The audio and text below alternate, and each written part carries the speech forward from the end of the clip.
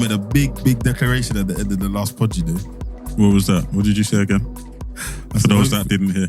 I said, hopefully next week it will be a happier podcast for Arsenal fans. Even the way he was mentioning like Southampton, it's almost like we already won, bro. I listened. It was very I preemptive. think a lot of us thought. Yeah, who wouldn't? But they're bottom, bro. It was very preemptive. I thought they'd get a result. Nah, you're Yeah, of course you would. I can show you. No, I can show you my DMs I would like where you to I was show me, talking to someone. I would like you to show me. And we was both discussing Southampton getting a result. No, I'm tired of I you. would like still. you to show me. No, I'm tired of you. We can get on the show, but We'll get there, lads. We'll get there. We'll get there. Do your thing. Let me I'm get not the- skinny What tea. is anti-Arsenal? There's no anti-Arsenal. I just like here to talk football with my pals, innit? That's what I like. It's like free. Oh, you're taking a mic, bro. Anyway, it's that time again. It's the Centre Circle podcast. Suffering Arsenal fan, John. Oh, sorry. I was Yeah, too busy. You're too I was busy. Living living about his message where in the last minute winner for Southampton. exactly. I was living in the glee Bro, of just tell Arsenal people your suffering. name is, bro, please. Name is Isaac. Thank if you. you don't know, Mark. Man, like Heat. Before we get into the inevitable, the conversation that these two gentlemen want to have, and me and Mark don't. Once again, thanks to everyone for listening. Please do not forget to subscribe and follow. We've reached our first milestone. We've reached 100 subscribers zoop. on the old tube. Thank you very much. Thanks to Thank you, everybody thank for you. locking in and getting on the journey early with us. Much appreciated to all of those who are early adopters, who are sharing with their friends, family, reposting. Much appreciated. We see you. For those of you trolling me at work, yeah, I see you too. So yeah, let's start at the top of the fixture list. Arsenal 3. Why is that the top, bro? Because it's the first First one of that the was weekend, played. bro. Shouldn't it be the Alpha biggest Friday game? night Shouldn't it be game. the biggest game last though? No? It just delays the pain, bro. Just All right, let's do it. Let's do it. come Go on. let's Let get them out have of the floor. Let them have the floor. Do it. Can I call it ISO? Is that my camera? Oh, monologue. Damn one. Get out of the way. You wanted to zoom in on your face as well? Nah, I'm joking. It'll take a lot to beat last week's monologue. So No, step up to the plate, bro. Step to up. be honest, I did actually plan to come in here Mm-hmm. and light you lot up, but I thought let me not do that because it does feel and look like I've been on a bit of a mission to target Arsenal and their fan doesn't base. feel you have been because have they been. don't even see what you do off mic. Yeah. But It's facts. but I will say, although as I said at the start of the pod, I did have Southampton coming away with the result. I was also still shocked at the nature of how they just bang 1-0, bang 2-0. Like, I was not expecting that. I was not expecting So that. look, let's break down a sequence of events. For those of you who listened to a football podcast but didn't catch the highlights of the game, Arsenal, impartiality and all that, went 1-0 down in the first 2 minutes? Very Very quickly. early. Due to a goalkeeping error, 24 hours after David De Gea. Senor De Gea did the same. I think Ramsdale was trying to do his best De Gea impression. Exactly. And I think at that point, so we've discussed a few times about the fixture list, right? You're going to get to a point in the season where people are fighting for their lives. So the certainty of games is probably a percentage more uncertain, right? A percentage less certain. So then you gift them a goal like that in like the first minute or two, it's going to give them a boost. It's going to give them something to cling on to. It's going to give them something to fight for. Whether they've got the quality or not to capitalize on it is a different story. But that early on, James Ward-Prowse said after the game, if you said to me before you're going to come away from here with a point, that would have been a good result. You gift them a goal in the first couple of minutes. It changes their particular motivation. It should have still have been enough time. Even in commentary, they were like, look, there's enough time here. If Arsenal play properly, they'll be fine. But you can't give that kind of gift to anybody in this league. I don't care where they are. But is it really a situation where they're fighting for their lives in the Prem? Because, I mean, let's be honest. They're bottom of the table.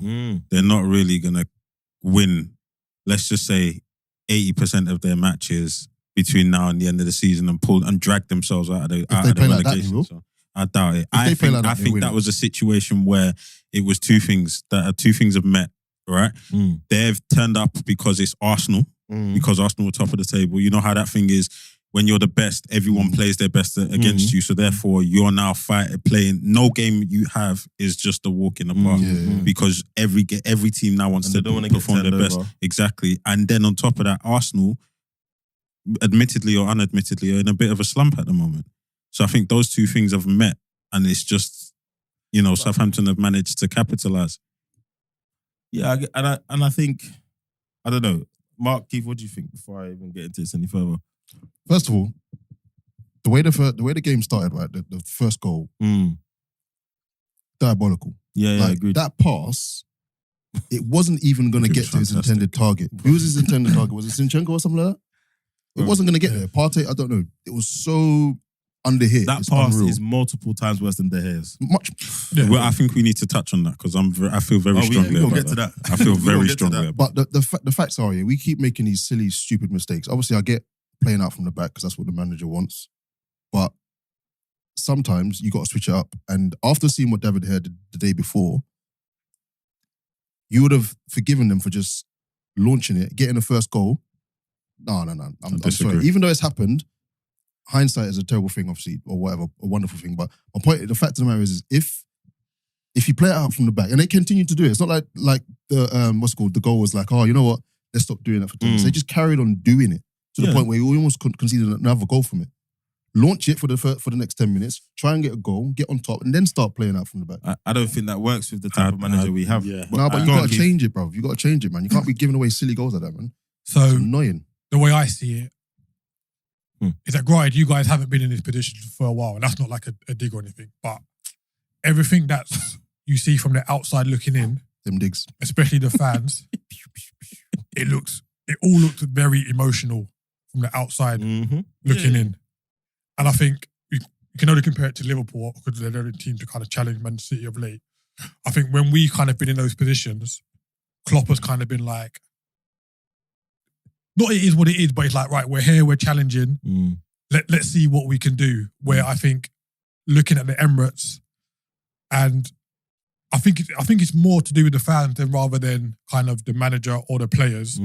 But it's just kind of like, we have to do this. Like, if we don't do it, it's a bit of a fail. I'm not saying that's all Arsenal fans. Yeah, I know what you mean. The general sentiment. Yeah, and especially kind of how many points you had. It's natural to feel that way, though. Yeah. It's natural. No, granted, but I feel like it's taken a sense of like taking the pressure from the crowd, and it seems to have translated onto the pitch quite easily. Because this isn't the first time you've conceded a goal in the first like 2 or 3 minutes of a game at the Emirates. Like it happened against Bournemouth. I think it happened in another game as well. And I think it's all a bit like highly strung at the minute. Like it doesn't seem like there's a relaxed atmosphere. The pressure's on. At the start of the season. The pressure's on. But the thing is, like, it's a bit of an unnecessary pressure because of how well they've played. Granted, they dropped points against Liverpool, write that off, it's at Anfield. The game against West Ham, okay, you can say the other one off, but you come back to the Emirates, you're like, you know what? Southampton, we should be able to roll over Southampton without the pressure. And just be like, well, no, that's not. The pressure's on. The pressure's on. Number one, the pressure's on because we're at the tail end of the season, and City they're full steam ahead, right? They're catching. They're right behind you. On top of that, like I said, every team you now face towards the end of the season is either fighting for relegation, they're fighting for Europe, or they're fighting because they just don't want to get steamrolled by Arsenal. Do you understand? No, right, but remember last week we said Arsenal don't really need to change anything going into the Southampton game. Like the question was asked, like, oh, what does Arteta have to change going into this game? He didn't have to change anything because the way they started against Liverpool and West Ham was like the regular pattern. But I wanted to touch on that because, but to Isaac's point, I think what you're saying works logically in terms of thinking it through bit by bit. But what it ignores is the scenario we're in, right? So, yes, dropping 2 points at Anfield is no shame. Yeah, Anfield is a difficult place to go. Fine, the West Ham game can happen. So you come to Southampton on a Friday. But the problem is what those two games mean in the overall scenario you're in now is what's applying the pressure. So every time you've drawn, you've got the preeminent team of our time on your neck, right? And every time you drop those points, it gets tighter. Your margin of error gets smaller and smaller. And we've got the second youngest squad in the league. So none of those guys have dealt with the pressure at this level and that weight of expectation. So even if you combine the three, so number one, this is the first meaningful title challenge the team has had, or first tangible taste of title challenge the team's had in I don't know how many years, right? 19 years. Considering the average age of the team is 22. It's safe to say none of them were around in that last title push.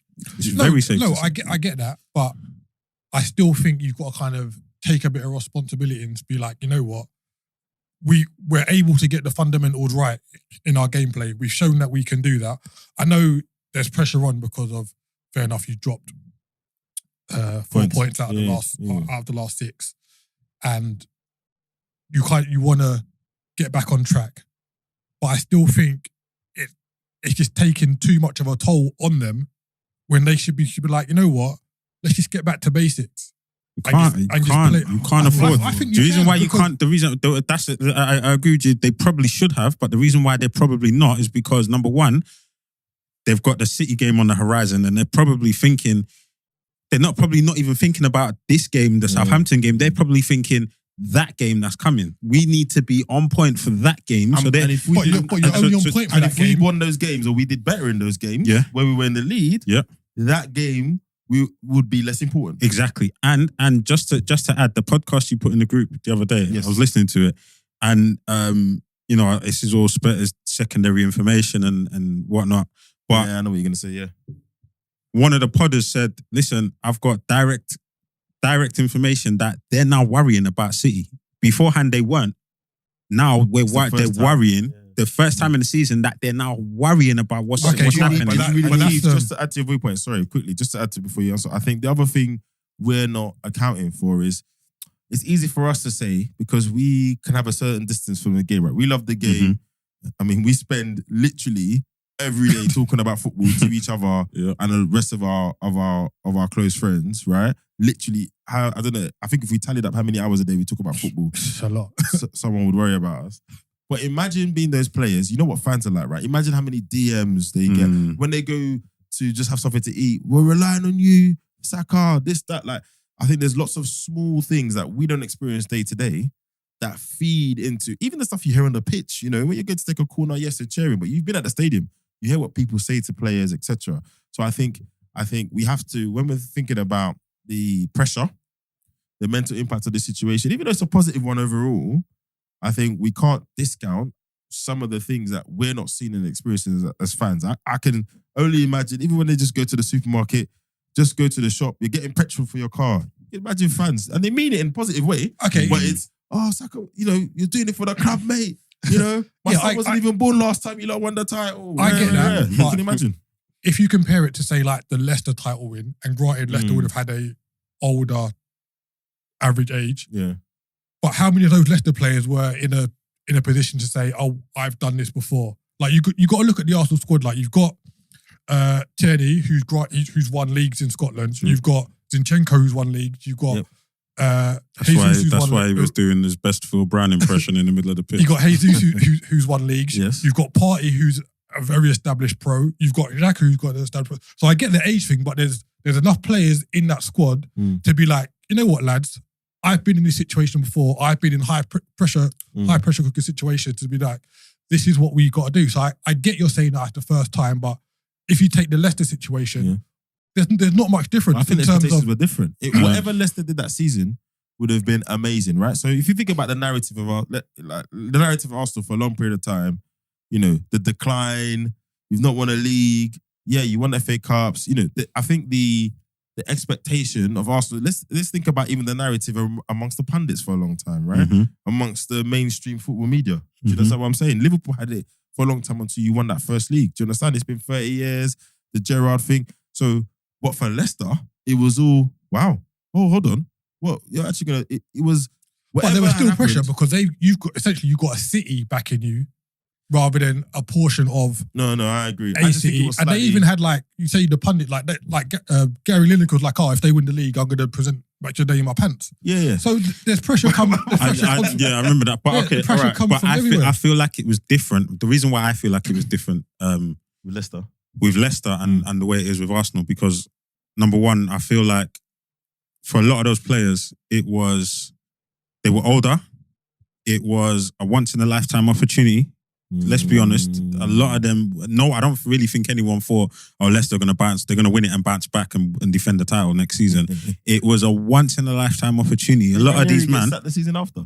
yeah, a lot of these Before man, Christmas. a lot of these man were thinking, this is it. Like we can get it. So a lot of these man, the motivation, I think, the pressure, they were feeding off of that pressure.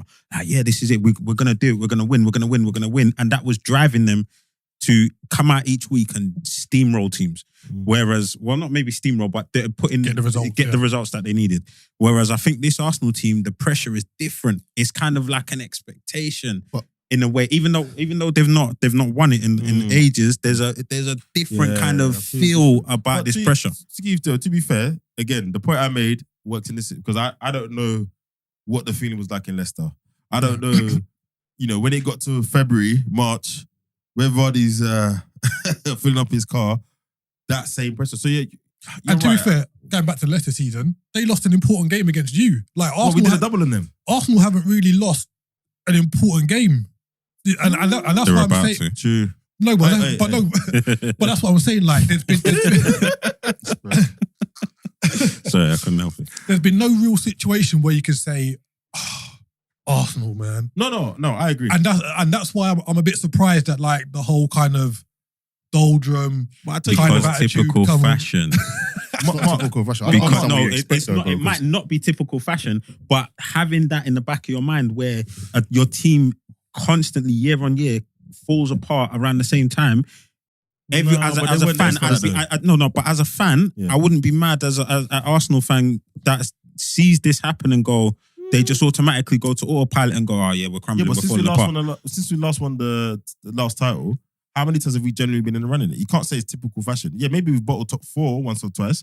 No, You when I can't say say typical fashion, like to Keith, what Keith was saying was like he's surprised at the kind of dreariness of the fans. But I'm thinking, when you've been used to something happening year on year, and then the signs of it start to happen, you can't be mad at them But that's or what I'm be saying. confused What's at them year on year? It's thinking. not like we've in previous years we've been even been close to winning. No, but year on year, you've been in good form, and then you hit February or end of January or start of March, and you start with this run of losses. I don't But know. we haven't lost, bro.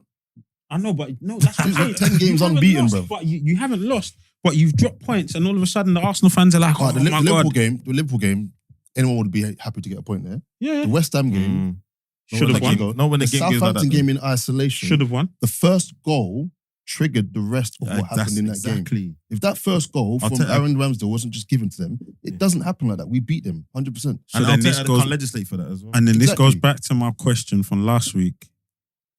This about Arteta and his management. Nah. That can't be Arteta's management. Friday you can't. Arteta's not in goal, bro. He didn't go to the book. So as a manager, 2 minutes in, what's he supposed to do? What's he supposed to do? And even then, that's probably the perfect time to concede a goal. So he's thinking we can still go and win this. In another era. You turn into Pep, And then Mourinho. what does They're on Pep that Mourinho sideline. That's what he's He doing all starts- day, bro. That's what I'm saying. He starts He's there. got one foot on the pitch half He the must game, be the bro. most annoying manager to play for, bruv. Bruv, you see if I play for him, I'd be like, bruv, come on here. Bruv, it's You want to mad. wear your boots? But yeah, I think we're doing that thing where we're not kind of giving credit to Southampton Yeah. as well. We're kind of looking at Arsenal. Well, I being was, like, well, I Arsenal was should going to have come to that yeah. because that finish was not a joke. That was Yeah, it was very good. And I It's think decent. the commentary, I think it was Carragher, he's talking about, Ramsdale's got to save that. I don't know, you know. I don't think Arsenal was If really it, there we're for long. putting it. That If it was finish Ward Prowse not a that joke. scored that, everyone's going, ooh. Yeah. Whip, Yeah, like, yeah. I'm not sure that finish is a joke. I think Southampton played well, and I think I think they could have beat Arsenal, you know. Of course they could I have. think Could have. Walcott. I think I Walcott won't was. say they I think Walcott No, kind they of should I have. don't toned say they his. should have. I think Walcott toned 3-1 up. I think his they kind performances of shot themselves in the foot though, going so defensive at half time. at half time. Yeah. Yeah, he was playing. He was playing for the draw. Yeah, what's his name? He was playing for the draw. I can't remember. The guy who scored. Alcaraz. Alcaraz. Yeah. He wasn't giving Arsenal the runaround, but he was being enough of a He's problem doing enough. to say, It right, was- yeah. I can understand why he went so defensive, but I think he should have given it at least another 10 or 15 minutes to see if they could have nicked a one before. I'll be You know honest. what I If mean? I So- have stuff like that, if I have scored and I've given Assisted. that assist, we're having words. And we draw, you take me off. Nah, no, we're having words. But they could have come out on smoke, And then got right? smoked. And you lot are set up for the counter attack. They could have come out on smoke, hit you, bang, bang, bang. I think what he's done there is he's negated that possibility by just going straight defensive from the jump Like I said, I understand and why just he going. Yeah, Yo, and he's probably no, thinking, I'm not here. actually, I'm not here. I for want none to of do that. a West Ham here or whatever it is, right? But the reason I said they probably is you're 3-1 up. You know, I even though think we're they taking the might have Barrows. scored their third a bit too early, if that makes sense. Yeah, no, It was I like see what you mean. 55th Well, minute or something like that. Yeah, but it was what 3-1 until the 88th minute or something. 88th minute. Yeah. They kept us out, to be fair. Yeah, quite so well. you had 7 minutes It's hard to to penetrate. Yeah. sort it out. But I think you always hear and read things around mentality in like elite level sport, right? And having a certain mentality. I mean, Roy Keane's probably going to be muttering it into his grave, mentality, you know, mental, blah, blah, blah.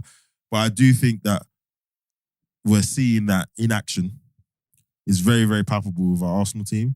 Because again, when the things were going wrong, you started to see things that you haven't seen. And I think the actual, for me personally, the actual explanation to what Keith was saying is that the guys are now being measured by their own standards, right? People have seen 26, 27 games of us playing a certain way, even when we've not started well, still recovering it a certain way, beating certain teams. So that's the measurement that you're getting measured by. So when I start seeing Martin Odegaard misplace passes that are usually simple for him, I just know that today is not the day. It's not the day, It's not happening. It's not I want happening. to shout out Lavia because he done a But, good job. bro, It wasn't until he came off that Odegaard started playing football. I don't know if that you noticed guy- that. So Yeah. I remember early in the season, I can't remember who they were playing, but I remember watching that game on Sky Sports, and I think it was Romeo Lavia, Bella Kotchap, and Joe Aribo that they had on the pitch at the time. And the three of them were absolutely balling. And I said, yo, who the hell are these guys? Lavia is signing from City, right? Apparently, I can see the pedigree. apparently he's dialed up enough interest where teams are now looking at Arsenal him. been interested for a yeah, while. And I'll City take him. apparently have also inquired about a possibility serious. taking him back. Well, look, I don't want to dwell too much on this. Of course you don't. For obvious reasons. I mean, the time is ticking and all of that. I mean, look, permutations are this now. If we still want it to be in our hands, we've got to go to City on Wednesday. You've got to win every game to And get win. City on Wednesday. That's the first thing. Well, you've no, got to do. because you put a loss on their record as well. So it goes both ways. You win on Wednesday, then it's a different. Then it's slightly. You almost you put back a very small, Pressure. but more than you had before the game. You put back some margin of error back into it. Mhm. It's at Etihad. They are. I think they've won 11 or 12 games in a row. City are going to No do you comps. lot good and proper. Allow it, man. Mr. Haaland is about. Good and proper. Honestly, Mark, what are you saying for Wednesday? Honestly, I'm confident we win. You know, look it. That's No, you know what? you're like on like 4K You know camera what? and that. You know what? I'm confident that we'll go there and try our best to get a result. And not a draw. I'm talking 3 points. Because we've done well there. Cannot see it happening. You can't see it happening because it's City. Whatsoever. But So and Arsenal, just so I'm clear, you're confident we're going to win. I'm confident we're going to try our best. There's a difference. I'm confident we're going to try our best. We're going to take the last 3 games into account. And I won't be surprised if we win. Mm-hmm. Listen, I'm fuming quickly. I'm fuming, yeah? Because the way we've been dropping points, especially that Southampton game, it's been poor. Certain players need to just take a good look at themselves. Thomas Partey being one of them, yeah? And I've been cussing Thomas Partey for a long time and then being on side with Partey. And now I'm back to, bro, what are you doing? Use your common sense. But if it doesn't fix up in the first half, he needs to come off. Honestly, I don't want to be lazy, yeah? But I do feel like Thomas Partey, there's no middle with him. There isn't. It's either he's really good or He's really either bad. really on song or he's just having an absolute madness. Absolute madness. The meltdown he had after the West Ham after he made that mistake was mental. This game, I mean, the shot he had at the end. Yeah, that was wild. That decision making That was wild. epitomised his performance for the last couple of games. It was absolutely shocking. Who's your backup? There isn't one. That's the Jorginho. problem. Jorginho. It's our backup. Listen, if we're, you know He's what, back up against in terms of position, but not in terms of Quality. how he executes. Nah. Even his quality, his passing is good, but in terms of what you want that player to do in that position, Jorginho's not. all right, back up. yeah, not good enough. let me tell you this: if we had Jorginho on a pitch Mhm. versus Southampton in the latter stages, Yeah. do you think we win that game, I'm not entirely sure. Though. bro? I do. His ball retention Yeah, is better than Thomas Partey's. that's fine. So But then- him finding a hole, Mhm. the gap to feed another player, Yeah, is more likely than Thomas Partey. yeah, but generally he's feeding Odegaard, etc. We just discussed how Odegaard distributed the ball after he got it from Partey. Nah, I reckon we win that game if Jorginho's on the No, pitch. I think maybe some decisions are made better than what Partey did, but I can't stretch that all the way to say we would have scored because again, we got in positions where we could have scored and chances weren't taken, right? Yeah. They defended with Jesus their lives. successful. Yeah, exactly. To be fair to Partey, we haven't lost a game in the Premier League when he's played. And he wasn't awful. He just He wasn't was up to. awful, bro. No, he wasn't. He just Bro, wasn't he up was to awful, the bro. high standard. I Nah, don't he was think he was awful. Now Southampton, he was bad. He was awful, bro. Yeah, I don't think he was awful. Bro, he was awful, bro. Cool. You probably didn't Agree watch to Arsenal disagree. like I was All watching right, him. He's so awful, bro. I don't even want to ask you, but go on. What's the result on Wednesday? Good and proper. City are going to run riot. I can see it now. All right, I'm going for a 4-1. Score predictions as well, right? 4-1. Shit. That's Um, 4-1. 4-1. Yeah, I think City will win, but the Prem's got so many twists and turns. I wouldn't be surprised if Arsenal nick something. So, I'm going to be honest with you. Lot. If I wasn't in this podcast, I don't think I could watch that game. It's mad, bro. The I've actually stress considered is not too putting it much. on. It's too much. It's too much. 4-1. That's all I'm saying. football, man. Okay. I think I don't know what I think. Score draw is my optimistic prediction, which isn't good enough. We need a win. But a score draw, I think, is where we'll get to. I think it'll be a slightly frantic game. And I just don't know if the team can recover enough from the last three results to be in a place to execute at the level you need to against Manchester City for the time you need to, you know? Yeah. Like we've seen many teams, you can't play well against Manchester City for 10 minutes, 20 minutes, 30 minutes. You have to play well against them for 97 minutes. Even if the game was only 95. You still need to be playing well when you get in the tunnel. I'm actually having nightmares about Rob Holding versus Haaland. Bro. That's like, seriously, man. Ooh, God. No disrespect to Mikel Antonio, but after the way Mikel Antonio dealt with him, Haaland is like T1000 right now. So, Jeez, man. Rob, man, all the best, buddy. All the best. Anyway, moving on to the Swiftly. swiftly to the rest of the weekend. I mean, midday kickoff on Saturday. Fulham Leeds. Another Leeds loss. It was, as I said before, as we talked about last week, right? So Southampton get a point. Leeds lose again. It's unlikely, but it's not as done and dusted down there as we think. Fulham kind of march on. Mitrovic served the number 4 of his 8-game ban. For what it is. I mean, he'll be back for the last 4 games of the season, but it's not like they're in danger of relegation or anything. Yeah. He might help a push for a European place. But, you know, what we saying about Leeds? I mean, we all had them in our relegation predictions. They look absolutely shocking. Honestly, like, so we start with the defense. They brought back Liam Cooper, who was their captain in the push to come back and their ever-present defender. He's clearly not good enough for the Prem. I don't think that's harsh.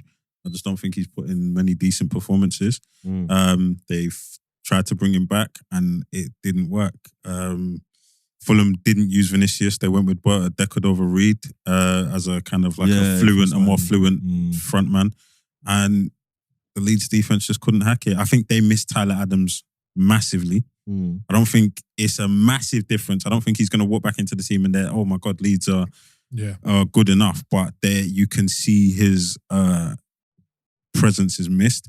And Weston McKennie, I honestly thought, I thought he would come in, bring a bit of pedigree into that midfield.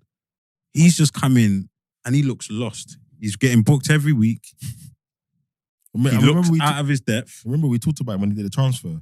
Remember I that? thought this was going to be a good move. Yeah. I wanted him at and his Arsenal. football was a funny game. He's gone from Juve. Had a who- very good World Cup, had a very good World Cup. considering. Gone from Juve, where at that time it's reported that player sentiment was on the lower end because of the whole 15-point deduction and it had nothing to do with us 5. You come to Leeds, you're in a relegation battle. I don't want to say he's not affecting any change, but they're still in a relegation battle. Juventus have had the 15 points overturned, and now they're third in the table. Yeah. It's mad. It's crazy. So Also, it's as well, crazy. the keeper, he just looks very Really? shaky at the minute, and I think yeah. that's kind of rubbing off on the defence. Like, I didn't watch the game, but I had it on in the radio because I was in my car, and yeah, the commentators were just like, they kind of saw no hope of where Leeds potentially could pick up points from. They just said looked abject, etc. Bamford is, and I think he scored. I think he did. Yeah, score. they gave it to him. No, Yeah. they gave it as his own goal. So Oh god! yeah. Even still, he doesn't. It's like he doesn't know where the net is. Yeah, he's a shadow of He him. looks laboured when he gets on the pitch. don't get. Actually, is there enough games yet? Because everyone I've rubbished, I've got. They end up on the apology list.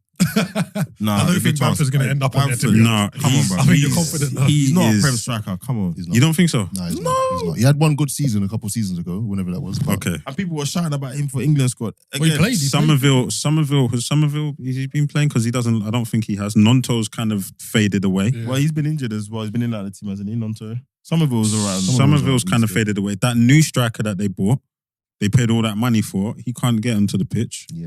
and when he does, he doesn't know. He looks like he doesn't know where he's going. Rodrigo is just not the same Rodrigo that he was when he was at. Was it Valencia? When he was lighting up, doing his best in La Liga.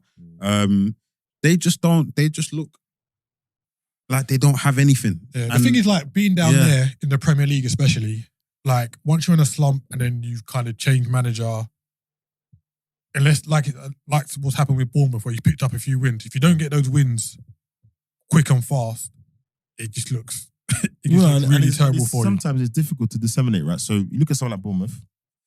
I don't think he's he's brought in a couple of players in January, but by and large, he's got the same team that Parker had. Right? He's worked with them. They started to turn out results. They had a bit of a high that got him the job. That people feel like he slumped a bit and he kind of brought it back up. But you got a team like Leeds, who a lot of those players were actually doing okay in games and spells. So is it a point where you kind of say, well, actually, that's the difference in coaching, right? There's other variables. It's a bit simplistic, but when you've got two coaches that have gone in relatively similar circumstances, different players, but you've had largely the same players the previous coaches had. One has done better than the other. And when you look at the games, you know, the way Leeds play, the defending, their goal threat is minimal. Even with someone like Nonto, who's you know, he's direct, he's pretty attacking.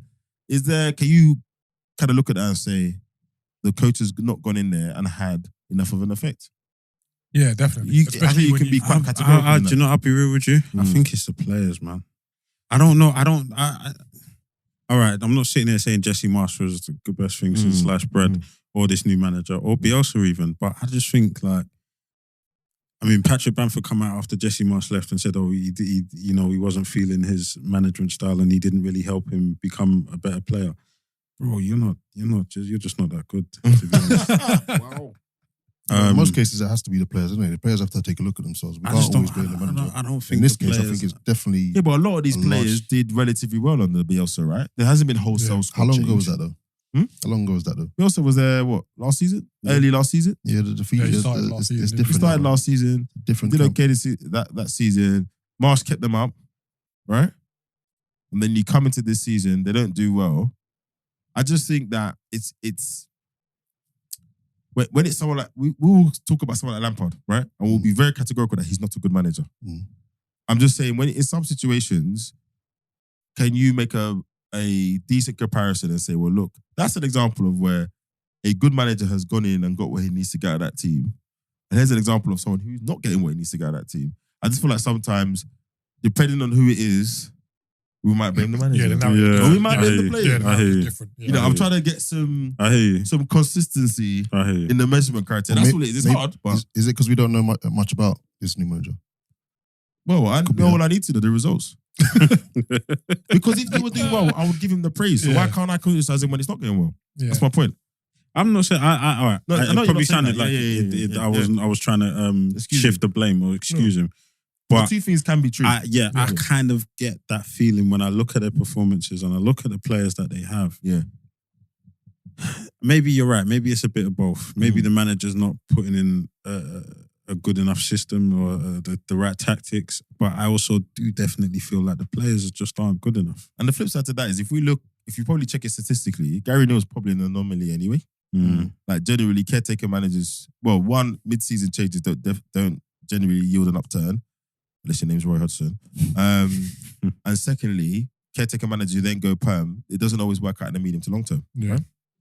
I think in Leeds' case, you can put a large chunk of the blame on the manager though, because if you look at previous managers, they've got a lot out of this Leeds team. Like they don't stop fighting for each other. They don't stop running everything. This team, they just look like they're giving up at any given moment. And currently, we've got a bit of a mixed bag. So if you look at all the change manager teams, Emery was mid-season, right? At Villa. Granted, early on. You've got Palace, Wolves as well. So these are all teams who have made changes mid-term, Everton. and it's improved. Everton, jury's still out, still in the relegation It's zone. not worked for Tottenham, has it? Chelsea, Spurs hasn't worked out for them, but the jeopardy for them is they're not going to be in Champions League, which is still bad. But I think if we get back to the relegation teams, that point I was making last week about a bit of a gap created is now materializes because Bournemouth are one place above Leeds, but they've got a 4-point gap that they've carved out for themselves now. And then Leeds from 16th down to 20th, we've got a 5-point gap, but Southampton are adrift, fine, but between 19 and 16, it's 2 points. They've all played the same amount of games. So there's no game in hand business now. Yes. It really is. Really fight to the death. Man. Yeah. Really fight to the death. Real cutthroat. So that result there was because they needed a win or a draw keeps you kind of in the slipstream of Bournemouth, but they couldn't do it. And Bournemouth lost. This is where every permutation kind of swings round. So then, talking of relegation time, and I just gave Wolves some praise, but Leicester win 2-1 at home. Dean Smith gets the first win in the second game. Records better than Lamps, by the way. Not hard. I don't have a Lamps agenda. I'm just saying the facts speak for themselves. Todd, fix up. Again, too little, too late. We questioned the appointment of Mr. Smith, but there's a win there. That now, well, they're out of the relegation zone, just about, on goal difference. It's a pretty big swing, to be fair. It's 9 goals.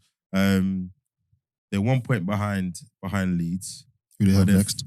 They're 5 points adrift of Bournemouth. But if you look at their fixtures, well, they got Leeds away tomorrow. Then they've got Everton at home. Then they've got Fulham. I'm just hearing bare Then 6 players. Liverpool. Then Newcastle. Then West Ham. So tough. So it's tough. Well, Tough running. they've got 2 games they got to win. The next 2. I think they win those next 2, or they get better results Then than those around them in Yeah. the next 2. They can start looking at some mathematical safety, I think. Everton at home is a game D. Smith must be targeting and saying we need a result out of that. It's Monday night game. And then Leeds away, they're going to be hurting after that game. So, yeah, it's getting a bit mad. Are we still holding fast on... I mean, Everton are in there. I did say Everton. Leeds are not in there at the moment. Southampton and Forrest. So the current relegation zone is Everton, Forrest and Southampton. I think obviously Southampton have gone. Yeah, I This think will be the greatest Southampton. escape in history if they got out, no? I think Forrest are going to go, you know. Yeah, I was about to think say so. that. I think Southampton are Have you gone. seen their fixtures? Forrest are not looking like they can buy a win anywhere, to be honest. Whoa. They've got Ooh. exactly. They've got Read them out. Brighton, Yeah. Next. Brentford next, right? Yeah, then Brentford. Then Brentford away. Then they've got Southampton, At home. which it's I could see Southampton winning That's that. a 6-pointer, that one. that's a as 6 they pointer. say. Then they've got Chelsea away. Mm. Then they got Which is, Arsenal at home. but I mean, by Yeah. then, Yeah, you it haven't- could be too late. Yeah. Then And they then got Arsenal at home and then Palace last day of the season. Yeah, it's curtains. curtains. Curtains. That's Curtains. crazy. All those Long for them. relegation clauses are getting triggered. What? Wait, who did I put in my thing again? Is it Southampton, Leeds, and West Ham? Have a look. It's on I want to You change. had West Ham? I need I put West Ham in. Yeah, yeah. Oh, I think that's Get why they him. came in. I think that's why they came back to get bite me. him. That's So yeah, brilliant. good win for Leicester, but is it going to be enough? And then Liverpool Forest. Liverpool made Forest look like European contenders, but No. Nah. The scoreline does not reflect the game at Nah. all. Let's be honest there. Come on. Yeah. Let's do Nah. it justice. Explain what's it to me, counted? explain it to What's me. counted? What do you mean was counted? The score, innit? Yeah, Tell we me about won. what it reflects, bro. Yeah, we won. Just about. But you're talking like they were bopping around like it was the 70s again. Come on. Nah. I'm saying. No, like, but, So I wanted to talk about this result because I wanted to touch on the new lease of life that Trent Alexander-Arnold has in this new role. Lease of life. In this Right new back, role. Centre midfielder role. Have How you long not? is it- when did this new lease of life start? Just Against out of Arsenal. interest. Against Arsenal. Oh. I'm just answering the question. Hey, yo. Brother, don't be doing those kind No, of I'm just telling you the assists. truth. I'm just telling you. Sometimes I don't where want it to hear the started, truth. innit? I mean, they are copying Pep and Arteta. But Copying. Oh, wow. Am I Arteta. wrong? So what? Who's your All right right, back? listen. We're not He's doing our right back. this. We're not doing this. We're not doing this. It's about Ideology our right back. wars. What, Ben White? Ben White. Well, Ben White does So it. Ben White drifts into He does his midfield. thing, bruv.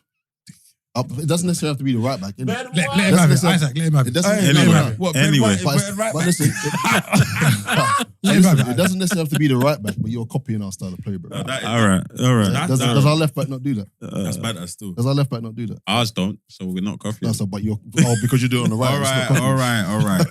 But, This is all not right. the WhatsApp group. These All are right, tanking. this is- They thought, oh, look at Arsenal and City. All right. Let's do what they do. And it's working. So what did this new lease of life do? Because they took you to 3-2, innit? I think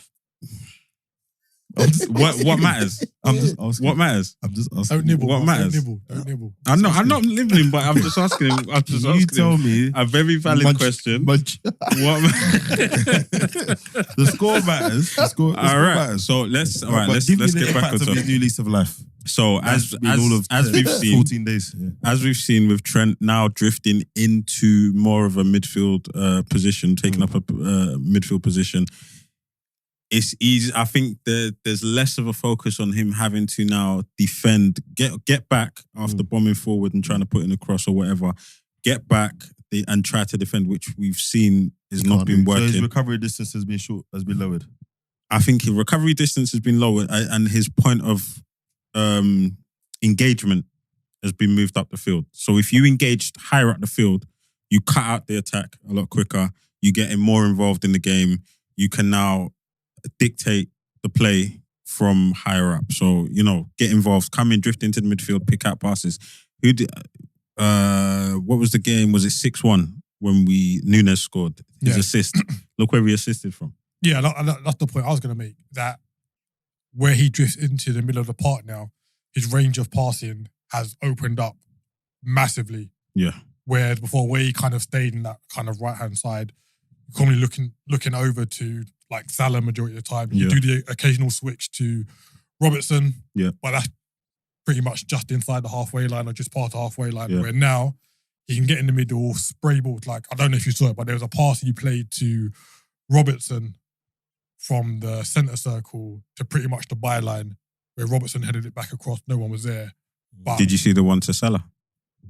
yeah, I'll come into that as well. Ooh, what a pass. And he played midfield in the youth team, innit? So for the last kind of 3 or 4 years, there's been rumblings of he's going to be moved into the midfield.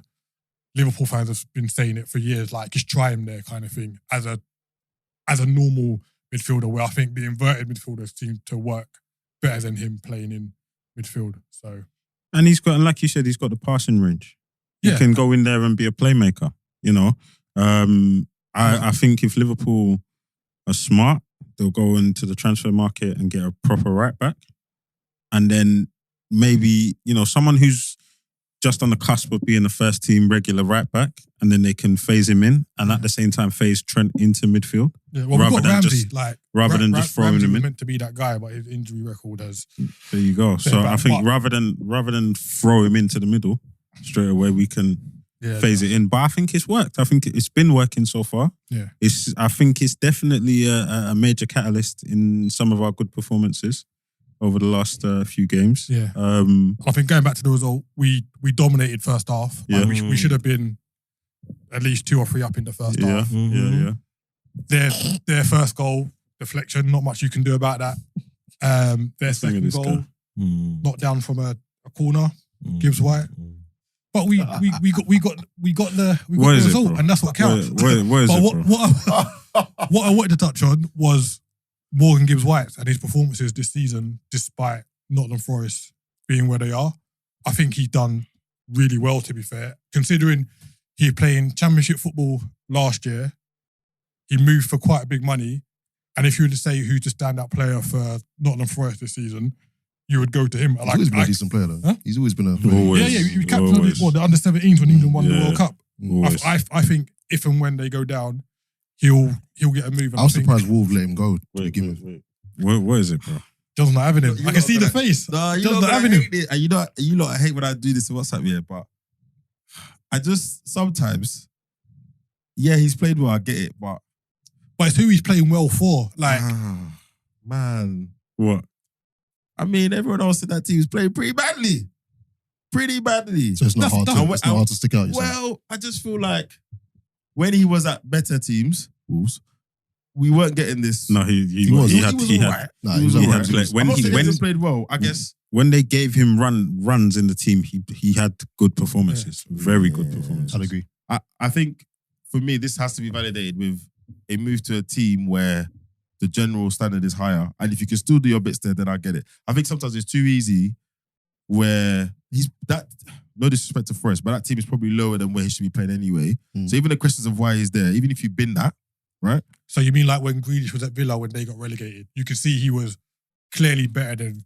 Right. And what was I saying at that time? What was I saying in the group when everyone was saying Grealish, this, and I was like, all right, he's okay. But it's Villa. And they still went down. And his contributions, on paper anyway, the numbers weren't fantastic, right? So I think, well done. But I'll give the flowers when he does that in a team where the standard is where he should be playing. That the average level of, you understand what I mean? Around him, the people he's got to perform better than to get in the team. Right now, the manager there can't pick that team without him. But this is where you're going to have to start giving out like bare apologies, bro, because you can still see a player that is doing very well at a team. No, I'm not saying. I just said he's played well, but the way Keith was going, the direction Keith was going in, right? You kind of like I called him Messi. I just said he's done very well. Yeah, and then go for the standard, and I can see him if they go down, going to a Premiership team next season and having a solid Premiership. What was the accolade you gave him at the end? Something of the season. You will say something of the season. Player of the something. No, I didn't. We got this on tape. We'll check that. He just said, so what type of Premiership team? Palace. Yeah, good job. Yeah. Palace. Do what Conor Gallagher done for them. Under Emery. Fulham. I think do what Conor Gallagher done for them. So you think Palace buying him, fair? Fulham. Fair. But that's kind of the same level Wolves were when he left, right? So he's gone to Forest to go back to where he was before. But he wasn't the first team regular at He wasn't getting games, yeah. He wasn't given the same responsibility that he's got at Forest. Fine. He didn't have that at Wolves. And the reason why I said Palace, because Palace are they're dying for a yeah, 10. no, I agree. Villa are probably going to make Europe. Well, actually, the way Spurs are going, they're going to make Europa League, right? If you're in the Europa League, is Morgan Gibbs White the kind of player you bolster your squad with? I think if you've got the resources Villa have got. No. I don't see why not. He's an option. He's an option, but I don't think because if you're looking at Emery as someone I don't think he's fully proven like that. But if you look at Emery as someone who could potentially develop a player, I don't know what Emery's track record is like that. Well, Jacob Ramsey's flourishing. There you go. So I don't see why you can't go there and him be like, no, he's not. That's like when they're still calling. Who else were they still calling young talent? That's like 26, 27. Where, Villa? Grealish. No, one of these players, they were still calling now he's a young player. But he's like 27. No, but he's doing better now under Emery. But and I think there's a preconceived notion that because you're in Europe, you have to have someone established in your team for it to do well. Like where I think there's enough cases of recent years to be like, a player can make a breakthrough and have it impacting the team. No, that is a fair point. I guess the point I was making was the preconceived notion about Europe is you are now going to be playing at a high level on a more regular basis, right? So you got to contend if you want to be competitive. Not only do you need to bolster the numbers, but you need to bolster them at a certain quality so you can be competitive in Europe as well. Well, yeah, you're right. They're not getting to the Champions League, but it's still Europa League, and Europa League is pretty strong these days. Pretty strong these days. Okay, cool. Big up Mung as well, innit? Brentford 1, Villa 1. Not shocked by this because I couldn't pick a winner before that game. No. Yeah, same. Well, the way Brentford have been playing, I probably would have said Villa would win that, but Brentford at home, Brentford's got a good home record. Yeah. I thought it would largely cancel itself out. 2 good managers, 2 pretty tactical managers. Toney at it again. He's having a good season, man. Yeah. They need to sort out that ban. We know it's coming, and it's just when. What is taking so long? I think that's what's going to stop him. I think if he didn't have that ban, I think we'd have more chattings about him going to a better team. Because you don't know how long you're going to get. Right. Like even for Brentford, like how can you sub a plan? I don't know when the announcement, but how can you sub a plan when you don't know when the ban's coming or how long the ban's going to be? And I think it's just very weird. This is where for me the FA sometimes they just fail because this is an issue that you probably want to have a really hard stance about. We talked about betting last week and some of the other things that are coming out from the Premier League and betting as an issue in ball. You've got a player who has a very high number of betting charges you've placed against him. So deal with that at haste. If you've got to a point where you can charge him, you must have the required evidence to bring the charges. Maybe he's not been found guilty yet. No, that's my point. No, they haven't even done that bit. Yeah. That's my point. It seems like they're still investigating. Yeah, but you brought the charges. So do what you need to do. Why is it taking so long? It's been months, literally. They can't ban him if he hasn't been found guilty yet. So they have to. No, I'm not saying they should ban him. I'm saying the hearing, or I was going to say court, but the hearing, which is what they're going to have, the disciplinary hearing. Why is it taking so long to get there? You've done the work to bring enough to charge him with. Why is the hearing taking so long? They got a backlog of cases. It's not the his CPS, defense bro. have probably got to go and gather their evidence now. If you go back to his statement that he released however long ago. Yeah, after the rumours came out. Yeah, so he was like, I'd wish this had been kind of kept behind closed doors. So I think it got leaked rather than the FA came out and said, this is what happened. I think they had to after it got leaked. Yeah, that's my point. But like, if it shouldn't have been leaked, that they would have been dealing with this without everyone in the public domain. No, but I think... But because it hasn't happened... But the leak wasn't... So him being charged wasn't a leak, right? Mm-hmm. That was an official FA statement, correct? Mm-hmm. But remember there was 2 in it. Because remember, you got 1. Yes. And they were like, we've got to add some more. Yeah, exactly. more onto it. So I think it was the second one. Exactly. Yeah. So you were public with charging him. You were public with the severity of the charges because you listed them. Then you came out and added more publicly, not quietly, publicly. So then, even when the leak comes out, come out and say, and I don't remember seeing it, but we can check. Come out and say, okay, due to the leak, we are doing X, Y, and Z. It's just silence. Yeah, and as weird. a governing body, I don't think it's fantastic, personally. Yeah. I don't think it's great. Don't understand why it's taking so long. There are some schools of thought as to why, but the reason why they're allowed to grow is because you haven't said anything. Yeah. Just come out and say, this is taking long because of X, Y, and Z. I think it's like Keith said, it's probably a case of just getting evidence and investigation. I mean, they've obviously found enough to say publicly, this is what we're charging you. Exactly. But they still might feel there's not enough to justify a ban of whatever length. Maybe they've got an idea of a ban they want to do and there's no precedence. Yeah, but if you charge someone, you feel like you got enough evidence that they are guilty of that crime, right? You then have to go and prove it. Yeah, exactly. Yeah. So, but prove it as in bring the evidence that you used to charge me to an objective and independent forum. Yes. So, in theory, you could do that with time for my defense to prepare relatively soon after, in theory. If anything, it should be pushed back because my defense has said I haven't got enough time to prepare. Yeah. So I just think it is a bit mental. It's a bit mental. But it's not letting him it's not distracting him by the No, looks of of course it. not. He's He's playing banging his in game, goals. which is good for And him. he can So work the other way, right? He could be like, listen, I might not be playing for a while. Let me leave Get them numbers on the board. fire. So when I come back, people can be like, yo, it's crazy. I don't know. Some people think the ban is going to be astronomical. Some people are like, look, on recent history, it's going to be a few months and he's going to be fine. That's if it's not even overturned. Yeah. They might come out with evidence and say, you know what? is what it is. There's a lot of charges. There's a lot of charges. But then if it's that many charges, it's probably like some really, really petty ones that they've just kind of added to make £6 and Probably. on a corner. £1 accumulator. £1 accumulator, 50 teams. It probably costs more to bring the case than the total. All right, cool. Palace 0, Everton 0. I was slightly surprised at that, but again, statistically, they weren't just gonna, you know that poor season and then just steamroll for 5 games. I made Eze my fantasy captain, man. I thought he was gonna do a job. Yo, what? Wow.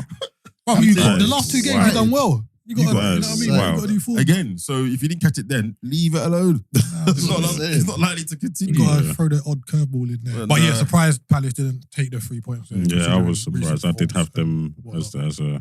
I was thinking maybe a 2-0 or a 2-1. Yeah. But, But what's that? 10 points for right now? yeah. 3 wins and a 10 draw. out Still hasn't of 4. lost. Yeah, very good. You know, Yeah, if we Exactly. look at the table, Palace are 12th, 37 points. I mean, yeah, they pulled away. I don't think they're in any danger anymore. But they'll Nah. still want to get to the magic 40 points. If that's still a thing. Yeah. But Well, I mean, to be this- fair, I think the safety point will be lower than 40 this year, to be Yeah, honest. yeah. I mean, they're 2 points behind Chelsea, but Chelsea have got a game in hand. But on their recent form, I don't think that means anything. Yeah. So you then start saying, okay, well, Palace are pretty safe. They're going to be mid-table. They're not going to get anywhere near Brentford unless they have a complete meltdown. But if they catch Chelsea, anyway, Brent best turn up this mic, bro. That's what I'm saying. If they catch Chelsea, Lamps, me and you, bro. Me and you. Anyway, then Or was this the big one? Newcastle! Hey! Madness. What was that? Wow. 5-0 in what? 20 minutes? 5-0 in like 24 minutes, I think it was. Yo, Tottenham get listen to what I'm battered. saying to you. That pass from Joe Willock. Listen, if that was De Bruyne, Yeah. It would have been Not even the winner. Any top baller. Like, I was like, Modric. first off, like, who played it? Because I was shocked it came from like Do you know what was mad, right? I kept seeing Willock on the pitch and I was thinking, who is that? Because I couldn't. because of the His hair. hairstyle. Yeah, I was thinking, yeah. who is that? It's not St. Maximin. Is that, I was thinking, who the hell is that? And then I seen the pass and I was like, no, that's Joe Willock. It was 5-0 within 21 minutes. That was. And I'm going to be honest. People are not honest and things like that. I'm going to be honest. I saw the pass and I was like, was that Willock? I'm not going to lie. It was No, top okay. quality. Top quality. I know we're sitting there saying that, but he is him and his Baller, man. brothers. He's a baller. No, He's a baller. They're ballers. No, they're ballers. Right. And this season, he's shown the potential I guess Arsenal saw in him, right? Chris at QPR, is he still at QPR? Yeah. I'm not I sure think he's if been out of the team. He was doing job when he arrived. Mm. Joe at Newcastle, Mm. balling when he's on song. Yeah. He's done well. He had puts that in scoring record last very season, didn't he? good performances. No, it wasn't last season. It was a season Oh, when what? from Arsenal. Oh, And yeah, that's sorry, that's yeah, when it was, Bruce yeah. bought him. yeah. But- He's To your point, I think if you rewind to before he went on loan and he wanted to Yeah. play, if you said to me, well, actually, he's gonna go and score, I think it was 12 games in a row, Yeah. or something crazy. He's then gonna get a permanent transfer, and then be part of the first 11 after a major buyout. yeah. So and they spend money, bring in your Brunos, etc. I'd be like, "Oh, yeah, whatever, man. Look where we are now. He's- He's he- testament to An integral part of that if team you want as well. a bit of a parallel to Morgan Gibbs White, right? Yeah. You leave that team, you go somewhere else, and you flourish. Mm-hmm. That's someone I'll be like, okay, you know what? Mhm. You're in Yeah, a I know. Champions League qualification contending team. You've consistently affected games, and those things don't happen. You know that is almost a culmination of him playing regularly, Mhm. being confident, etc. Yeah, that pass was nice, and I do think we do have a thing in football where the brand carries you. Like, you know, if De Yeah. Bruyne had done that pass, Mhm. or Mahrez, or even Odegaard or someone. We whacked in Liverpool for ages. It would have been. We'd still be talking about it today. I've not seen anyone post about it today on Insta. There's been no memes. There's been no videos. The past was just it was and do you know what? I just want to say I'm so happy, right, about one person in particular because I've watched him. I watched him when he was at Dortmund. I watched him when he went to Sociedad, and I've always said he is a top striker. Yeah, he is, bro. Right? He just needed his opportunity, and I think he got that at Sociedad, and he proved alongside. Was it Odegaard? It was Isaac and Odegaard. He was Isaac and Odegaard. They were balling, right? At Sociedad, and obviously Odegaard's gone to Arsenal and Isaac's gone to Newcastle. And I was hoping that he would come to the Prem and just show what he's capable of. And I feel like he's done that, but I feel like he's got more in the bag. Oh yeah, I really feel like he's got more in the bag. And he's just come back off a long injury as well, and he's hit the ground running. I think get better players around him, maybe. He settles into that number 9 role. I think we're going to see a very special For a while, talent. I thought he was overhyped because remember when Arsenal hold on. Remember when Arsenal were linked with him, right? Yeah. And then he didn't end up coming to us. Yeah. When he went back to Sociedad, I say he went back. When he started, I think the season before he went to Newcastle, he had a really bad season. Numbers-wise, yeah. Numbers-wise. Yeah. Now he's gone to Newcastle and he's like, this is me. So I hadn't watched him play. When I was hearing about him, the only thing I could do was go to numbers, right? Obviously, watch a few YouTube compilations, but, and I was like, well, there's nothing here that immediately says, oh, we got to go and get him. So I'm thinking, okay, it must be an eye test thing. If you see him play, the various elements of his game is why a lot of people are talking about him. Obviously, he got into the Swedish team relatively early, etc. So yeah, super happy, and this is the stage to do it, right? Yeah, and it's a perfect combination of kind of circumstances. You're going to a team like Newcastle, where previously you could argue they wouldn't have probably shelled out that money for you, or you might not be looking to go to them if it wasn't for the position they're in. They're now going to be in the Champions League for the first time in some time. You've come and contributed in the business end of the season. It's all kind of coming together well for him, as you say, even though it's after a long injury. And you can kind of see how building a little kind of attacking system with him right in the middle of it. I like how Eddie Howe's got the balance of the players that were there kind of under the previous regime and the new kind of, say, big money signings that they brought in. Like he's got the balance well. Well, Isak was what, 60 million? Yeah. That's That's chunky. So I think they'll get in the Champions League.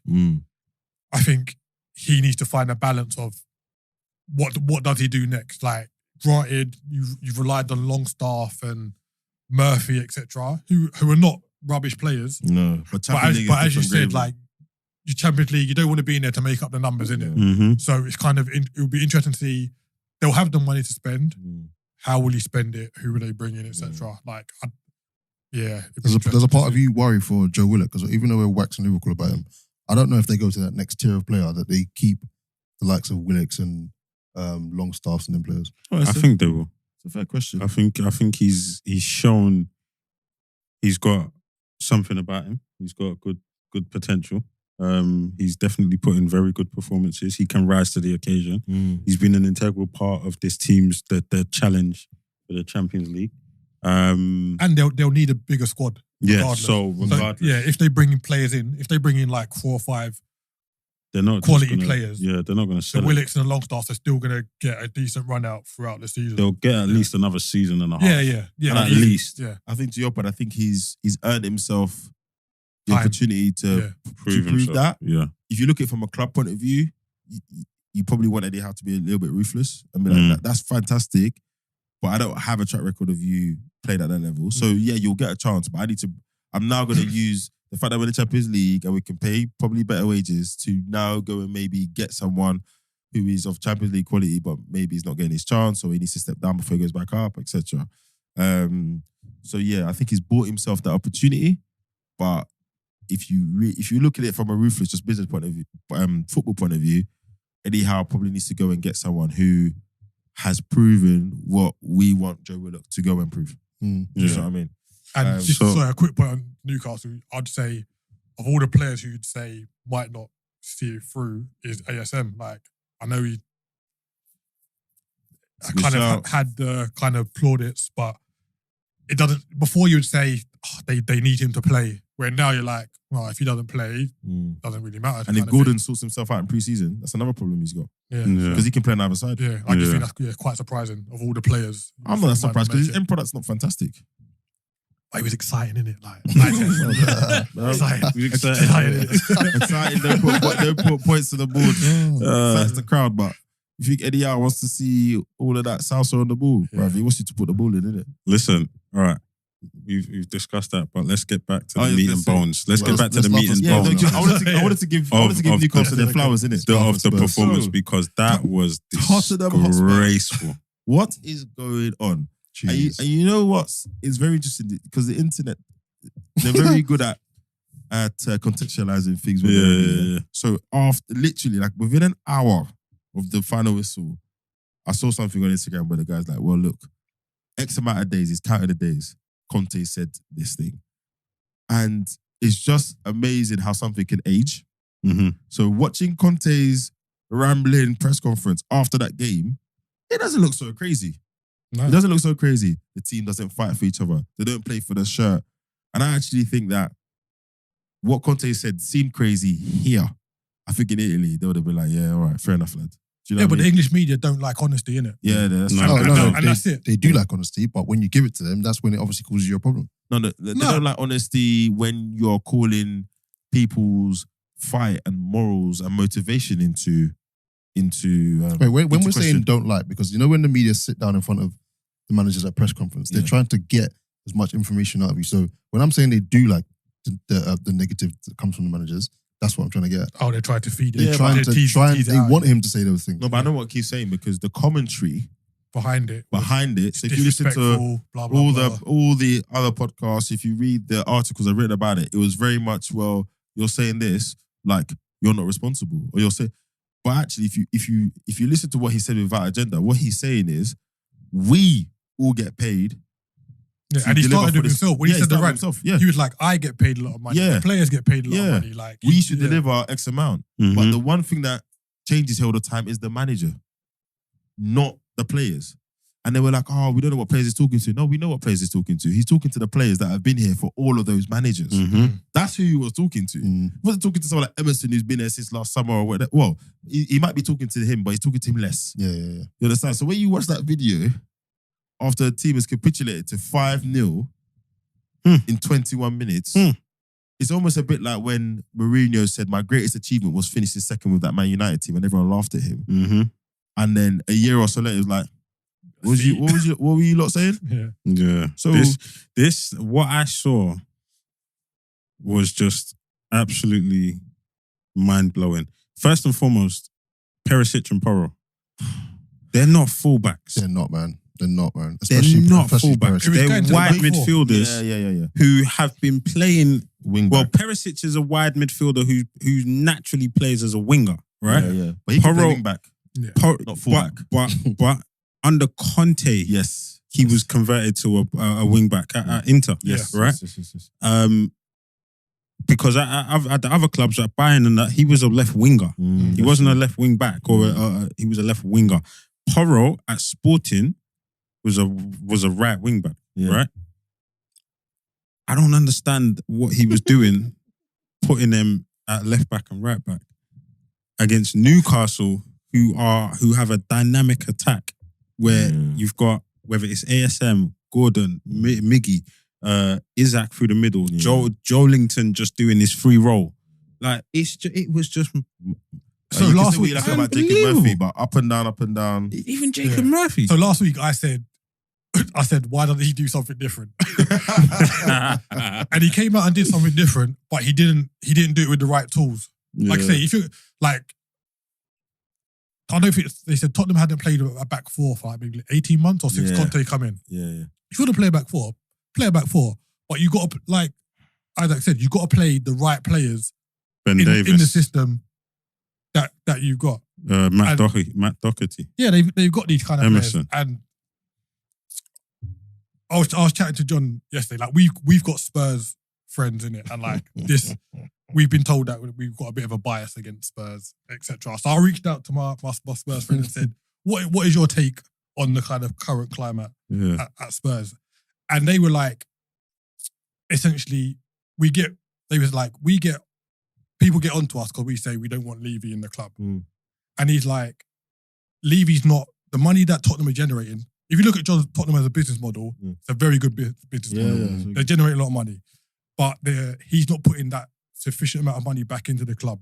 You're like, granted, we brought Joel... Wait, sorry, just to be specific, back onto the footballing side of the club. The footballing side of the fine. club. Yeah. He's like, granted, we brought in Richarlison for X amount and we did back, but that money Mr. came... Untouchable. But that money came I from... don't agree with that, but go on. But that money came from TV money rather than revenue brought into the club. And the managers haven't been back sufficiently in terms of, you knew you was going into the season for Champions League.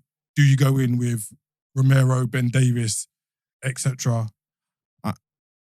So that's the kind of, I'm not saying that's the general Tottenham feel, but that's like a feel of some of the Tottenham fans. And you can kind of say, fair enough, because if you look at their defence, is it good enough for a Champions League push? This is where, for me, the detail is important.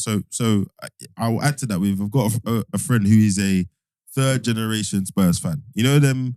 He's grown up in it. His dad's a season ticket holder. All of that, and he's kind of said effectively the same thing around Levy, that actually Levy has not made the correct decisions for the team. He doesn't say that Levy hasn't spent the money in the team. He thinks Levy has spent it incorrectly. So I think when you get a manager like Conte in on 20 million a year, whatever it was, you can't say they're not invested in the footballing side, right? They've had Mourinho, they've had Conte. Both of those people have bought a lot of players. I think where Levy has, or the stewardship of that club has gone wrong, is actually on the footballing side, but on the technical side. Mm-hmm. So director of football, the signings they've made, but they have invested in the team. They've just made poor investments. They've made poor decisions. And if you're going to bring in people like Mourinho and Conte, one of the consistent things they've had when they've been successful is they've got everything that they've wanted. Mm-hmm. Whether that's lots of money and lots of players, or, which is almost just as important, being able to get rid of who they don't want. Because even if you look at Conte's Chelsea winning team, it's not like he had a madness. I mean, Victor Moses was starting every week. No disrespect to Victor Moses, but if I took him to Inter with him, and then he took him to Inter. You know, Alonso was on the other side. So, but he was allowed. There was no pressure when you're playing Moses every week and you're sitting someone else on the bench who's on a lot more money or whatever it is. There was no pressure.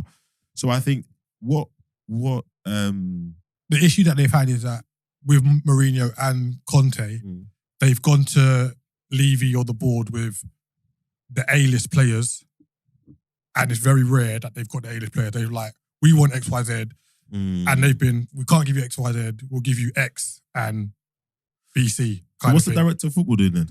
Because other clubs are not buying A-list players. the one that just quit. Well, he had to quit because of his charges.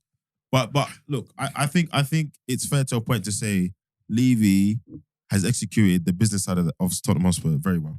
The stadium is fantastic. They play lots of NFL games there. You can drive a go-kart around it now. Fantastic. Well, they're going to have to... I think next season is going to be... Well, this summer is going to be very vital to the intent and their plans, because if Harry Kane stays or he leaves, there's major change that's needed, regardless of whether he stays or leaves. I think he needs to leave. I actually think they're at a point now where you've got to take those bad whatever you think it is going to be if Harry Kane leaves. Take those bad couple of years, effectively kind of start again. And so many things have to come together for your football plan to start working. Let's not act like he hasn't tried. He didn't employ Conte in the hope that he will fail. Right. He didn't give him that big contract. He didn't bring in, I can't even say his name, I always get it wrong. He didn't bring in the director of football who had a very good record at Juve, winning unit. So you can see the intent there. But in hindsight, they just proved to be poor decisions, poor consecutive decisions. And as I said in a previous pod, he did try it with Nuno, right? So he said, okay, you've done okay at Wolves. Okay, not like, but if you come here, maybe with better resources, different players, you could do better. So he did try that as well. So he's not like he's just gone for the old school, tried and tested, because some of the school of thought is, well, you kind of got there too late, mate. You should have gone for one of the newer school, brighter thinking, etc. But again, Conte had won 5 leagues in 10 years.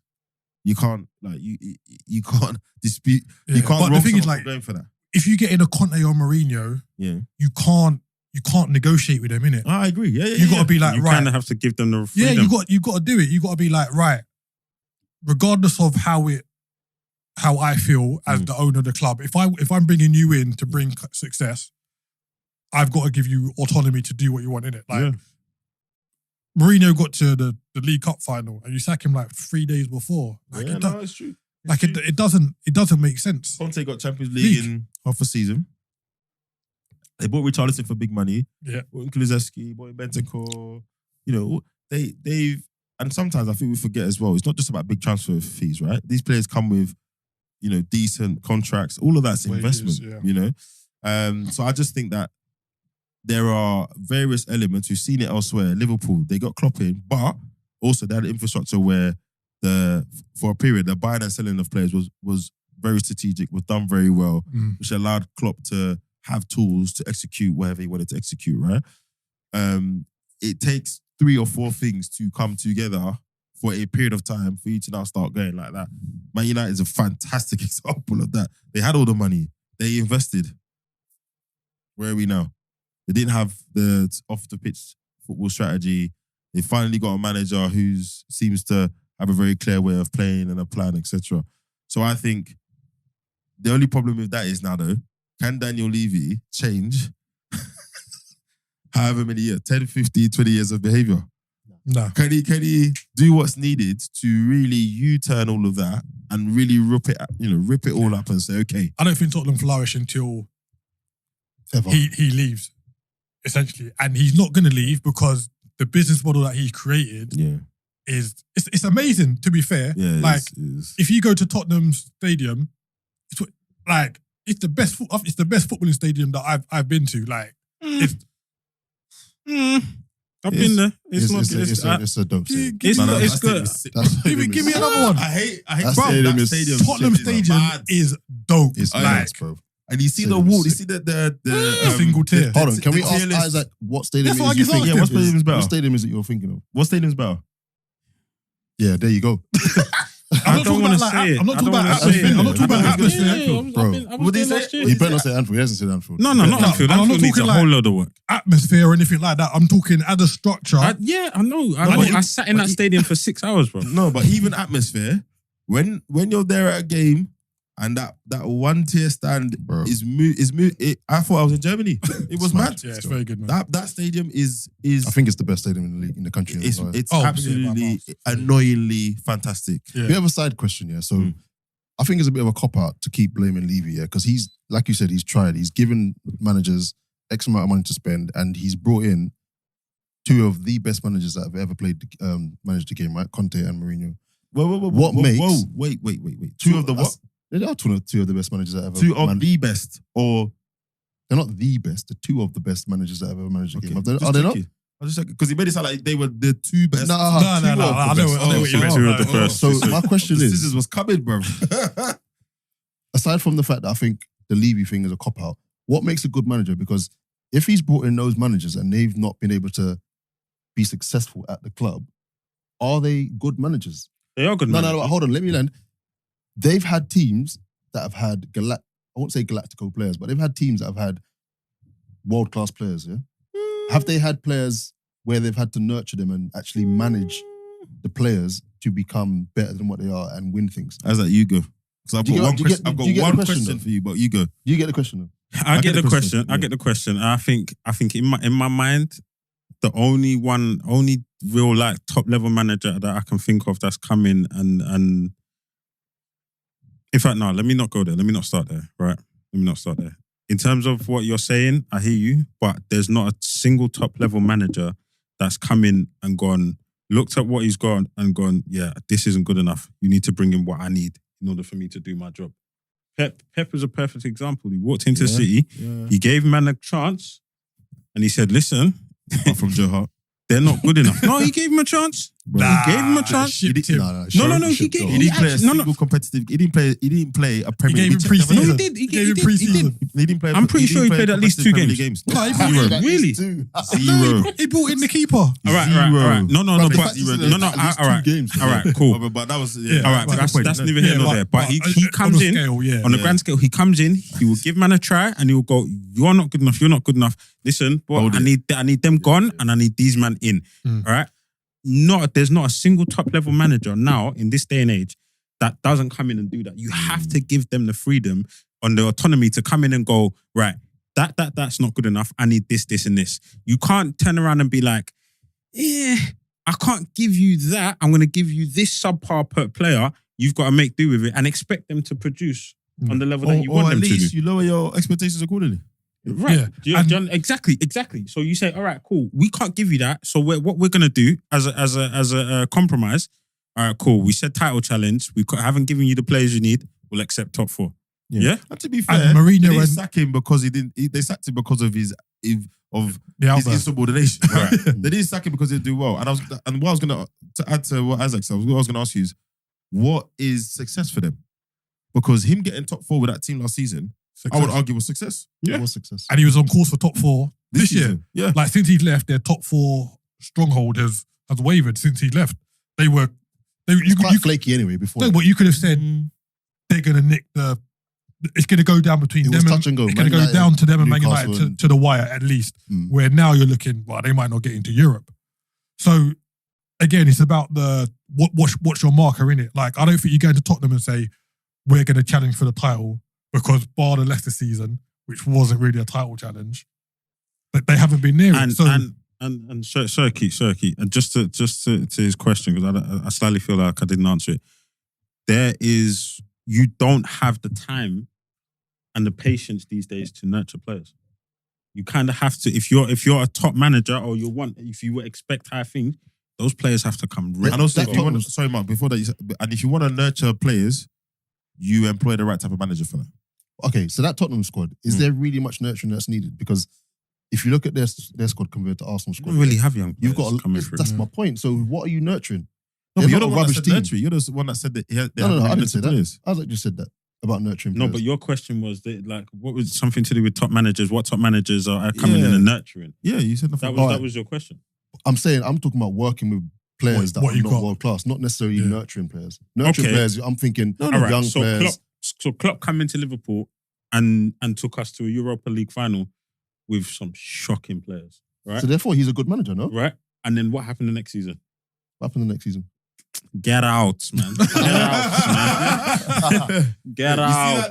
But he's still a good manager, though. You think Klopp goes to this Spurs team when Conte entered the team and does as bad as supposedly Spurs are doing? No, but you say as bad. it's not bad. The Spurs are currently doing really bad, bro. No, they're I doing think- really I bad think- compared to what Conte was doing. I think De Zerbi at the moment's the only manager I agree. that's doing that. Yeah, What you're trying to get, I think De Zerbi. I think Potter was doing it to an extent. Yeah. And then he's obviously, got reaped the benefits and got a big job, but then got sacked. But De Zerbi's coming and taking it to a new level. He's working with Yeah. obscure players, De and Zerbi's doing players his that are thing. not great. And let's not conflate a couple of things, right? Because you might not be a fan of Conte's football. That's Yeah. fair. That's a preference thing. You might Yeah. say he plays Jerry football, etc. But if we're talking about what he achieves with the team, you can say he's not a long-term, but that's all well and good. But with the players he had Mm. and what he you can't tell me that, and actually a lot of you can't tell me that he wasn't doing well with what he had, in my opinion. To come in January, get top 4, he did what he was brought in to do. Get me in the Champions League, get me that revenue. Cool. Mitigate your There's no way anyone in Tottenham Football Club could say, even in private, that with the investment we made, we expected Conte to now be challenging for the title. They were lucky to get top 4 last season, though. Let's be serious. But luck But or they not, did. They got it. They got Yeah, it. they got it. Right? Other team, another That's team. not even- And, That's- and they that's- got into Europe. Yeah, that's But one of his speaking reasons. of Europe, the United game. Wait, hold on. Still got one more Prem game. So That's itching. I'm Yeah, itching. so- I need to talk I think- about this. I think the Spurs situation, I mean, they've sacked Stellini today. Yeah. Right? Yeah. So they're now another club Ryan Mason's in charge apparently to the end of the season. So that's another club. They didn't that's on- say till the end of the season. They just said he's looking after affairs. So Oh my gosh. So they might appoint someone else. So they might have 4 managers in the season. Do you remember what we said last week about when you sack the manager, you usually sack the backroom staff? Yeah. Imagine sacking the manager, not sacking his assistant, and then later on sacking his assistant. Bro, this team, this club are ridiculously Disarray. Bruv, disarray. And the one observation for me this season, yeah, is I can't remember another season where there were just so many polar opposites. Like, so you got the Villas, the Brightons, you know, doing like well. the relatively smaller clubs. Yeah, doing well. And then you've just got these supposedly stable teams. Now, don't get me wrong. Tottenham's league position is not a catastrophe by any sense of the imagination. But how they've got their results, they're fifth. And as you say, they were in the running for fourth. How they've got there, they're on their third manager for the season. You've got the whole Chelsea debacle. You know, Forrest bought 52,000 players. I've just never the narratives of I can't remember ever being so polar opposite. So it's crazy. So look, in conclusion, Spurs, I'm saying they need to just rip the plaster off, take the pain. I think you're right. I think someone needs to come in between Levy and the football side. Not director of football. I'm talking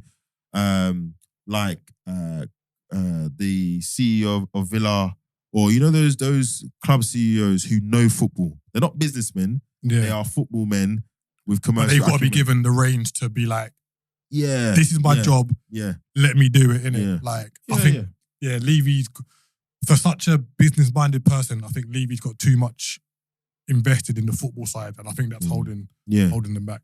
My personal opinion, I think that's my only from the opinion is because the definition of insanity is doing the same thing, expecting different results. I think they need to go that route and then take whatever pain it takes for whether it's 2, 3, 4 years. We've all been there in our clubs. Yeah. But then in 10, 15 years, it's a different story. But they won't do it.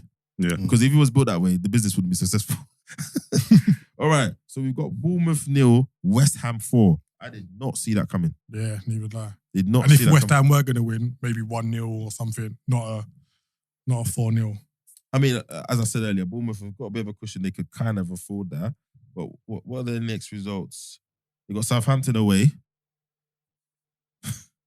Okay. Then they got Leeds at home.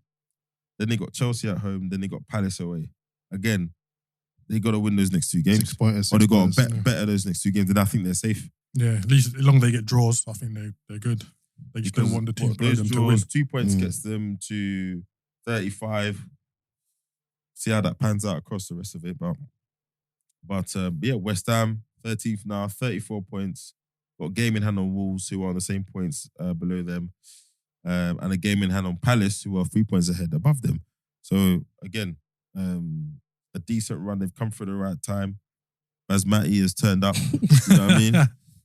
Isaac, boy. Turning players in. Is he still in your fantasy team? No, he hasn't been for a little while. Oh, is it? However, that's all fantastic. But they've got Liverpool next. And Liverpool are on a decent run up. Liverpool on a decent run up form, bro. Come on, man. If Forrest can do what they did to Liverpool, West Ham will probably beat They Liverpool. didn't do anything to us. And I'm gonna put it. I'm gonna put it on record as saying West Ham are gonna beat Liverpool. But I did say like Yeah, going bro. there is not guaranteed. Like I said that a couple episodes ago. Right, So. but you're losing your next game. West bro. Ham's next 4 games are Liverpool, Palace, Man City, Man United. That's win, Tough. win, loss.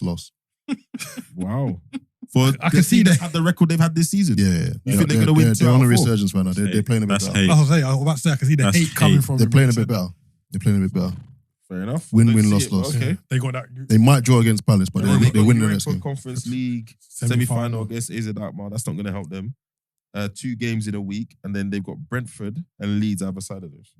So it's pretty. They'll be all right. They'll be all right. Yeah, they'll be all right. I mean, I think it'd be quite good for them to win the Europa Conference yeah, League as that'll well. be Yeah. that'll be pretty cool. That'll be pretty cool. All right, cool. I mean,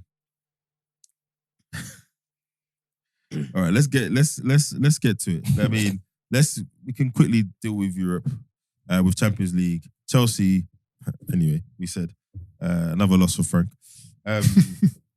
Napoli 1, AC Milan 1. Napoli go out. I'm really shocked at I don't know why. Right, It's come on, surprised Mark. Come on, let's have I don't it. know why it surprised me. Remember when I Yes. said the teams on the left, There we it's go. not guaranteed. Yeah, man. Yeah, man. I mean, 7 games. But no, I'm not surprised, bro. I'm not surprised. So Yeah. now Napoli are not going to win the Champions League, Yeah, as you lot thought. like I Yeah. thought. Yeah. So I also thought it was going to be Napoli, Real Madrid in the final. I think I said.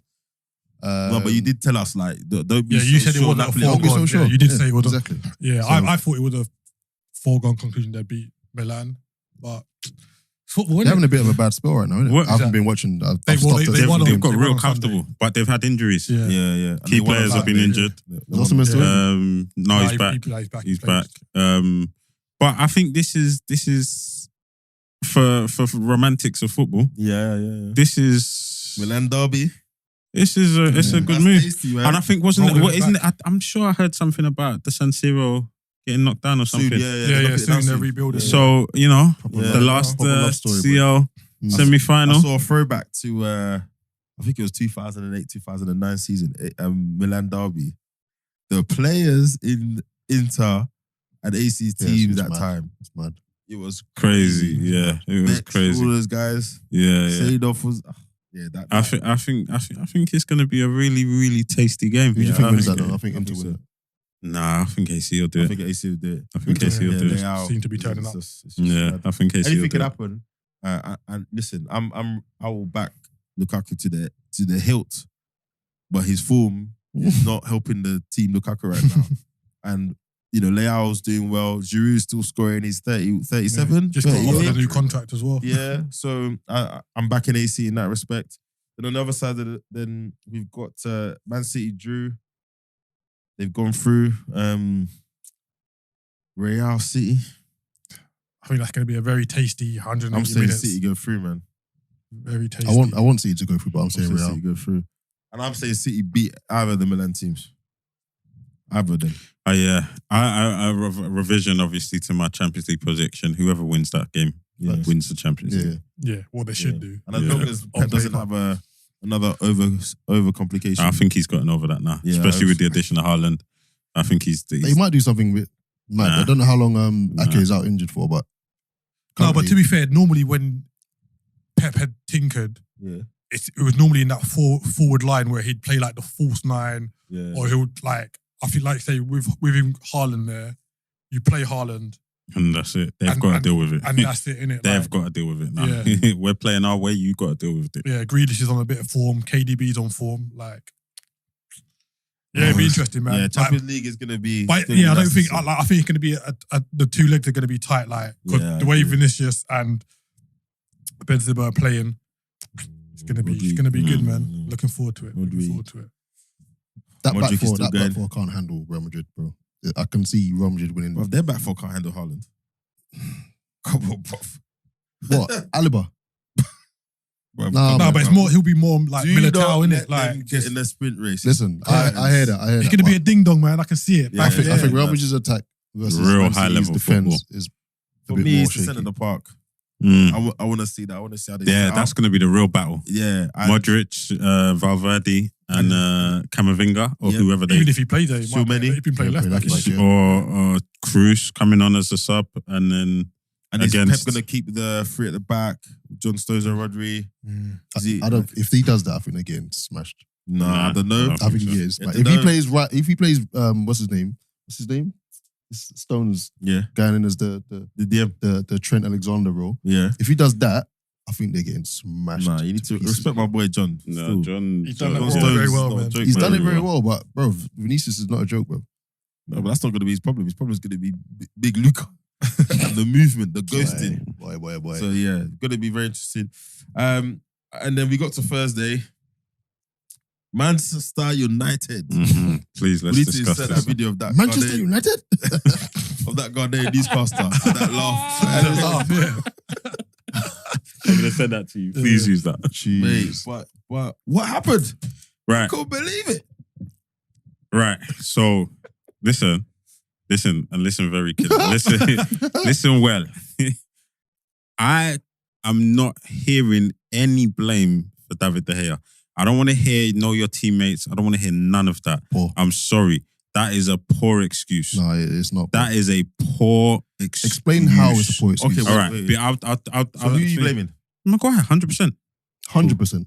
100%. No, he gets a large chunk of the blame. No, but no, it's no. not 100%. I'm blaming 100%. Maguire 80%. No, Facts. all He right. gets So a here's large the chunk of thing. it. All right. Here's the thing, right? They've obviously been told to play out from the back. 100%. That's the game plan. Yes, yes. We've seen it. It's clear because that was quite early in the game. And then if you watch the rest of the game, they were doing it. And if you watch any of their games, that's what they do. They play out from the back. Fullbacks get high and wide. Centre backs, one hits the edge of the 18, the other on the edge of the 18. Can I just say before you carry on, their fullbacks weren't high and wide. They were both Yeah, they left come and right. for that attack. They were available. Let's just say that. No. They were both available. First and foremost, One. They were both available. That's a lie, right? And They were both available, bro. That's a lie, and I'm going to Hold send on, you let me the finish. footage. I'm going to send you the footage. So when De Gea nervous. received the ball, Yeah. when De Gea received the ball, That's and true. not Yes. when De Gea received the ball and opened up, Wan-Bissaka was still running to his position, so he's not free. And he's facing you. He's facing the corner flag. He's not facing you. He's not facing that. You don't want him receiving his ball with his back up the pitch. You don't want him receiving the ball like that. But Maguire, You want him receiving. No, let me finish. No, but Maguire's in a position. He's got options. Wan-Bissaka don't have options at right back. Wan-Bissaka did not check his shoulder and call for the ball Exactly. as we have done in training every day. Right. So when you're in the middle, receiving the ball, facing the keeper is not an issue because if that ball comes in, you can either go left to your right back or right to your left back, or you can even go back to your keeper, right? Cool. So here's the thing. Wan-Bissaka's running to his position. Maguire split the three Sevilla players. So the strikers in front of him, splitting De Gea and Maguire. And you've got the one that's chasing Wan-Bissaka, Yeah. who out of the corner of his eye, he's clocked. He's gone, hold on. De Gea's received the ball. Let me stop because if he passes to Wan-Bissaka, I can get out to him. If he passes to Maguire, I can get to him, right? And then Maguire's got another player on the other side of him, so he's splitting the triangle. He's slap bang in the middle of the triangle. Maguire calls for the ball, right? Number one, the first thing he didn't even look. So he's shown intent. He's not looked over his shoulder. We've all seen those clips going around, right? Of players where players that go. scanning. I don't want to compare him. I don't want to say names because I'm not comparing Maguire to those kind of players. Yeah, but but they scan, Yeah. bang, Basic, bang, yes, basics. over both shoulders. Check your wing mirrors, as they say. Right? He didn't do it once. Right? So he's called for the ball. The ball's come into him. The guy has slapped the ball into him. A nice pass, not a Ramsdale. He slapped the pass into him. Even as the ball's coming to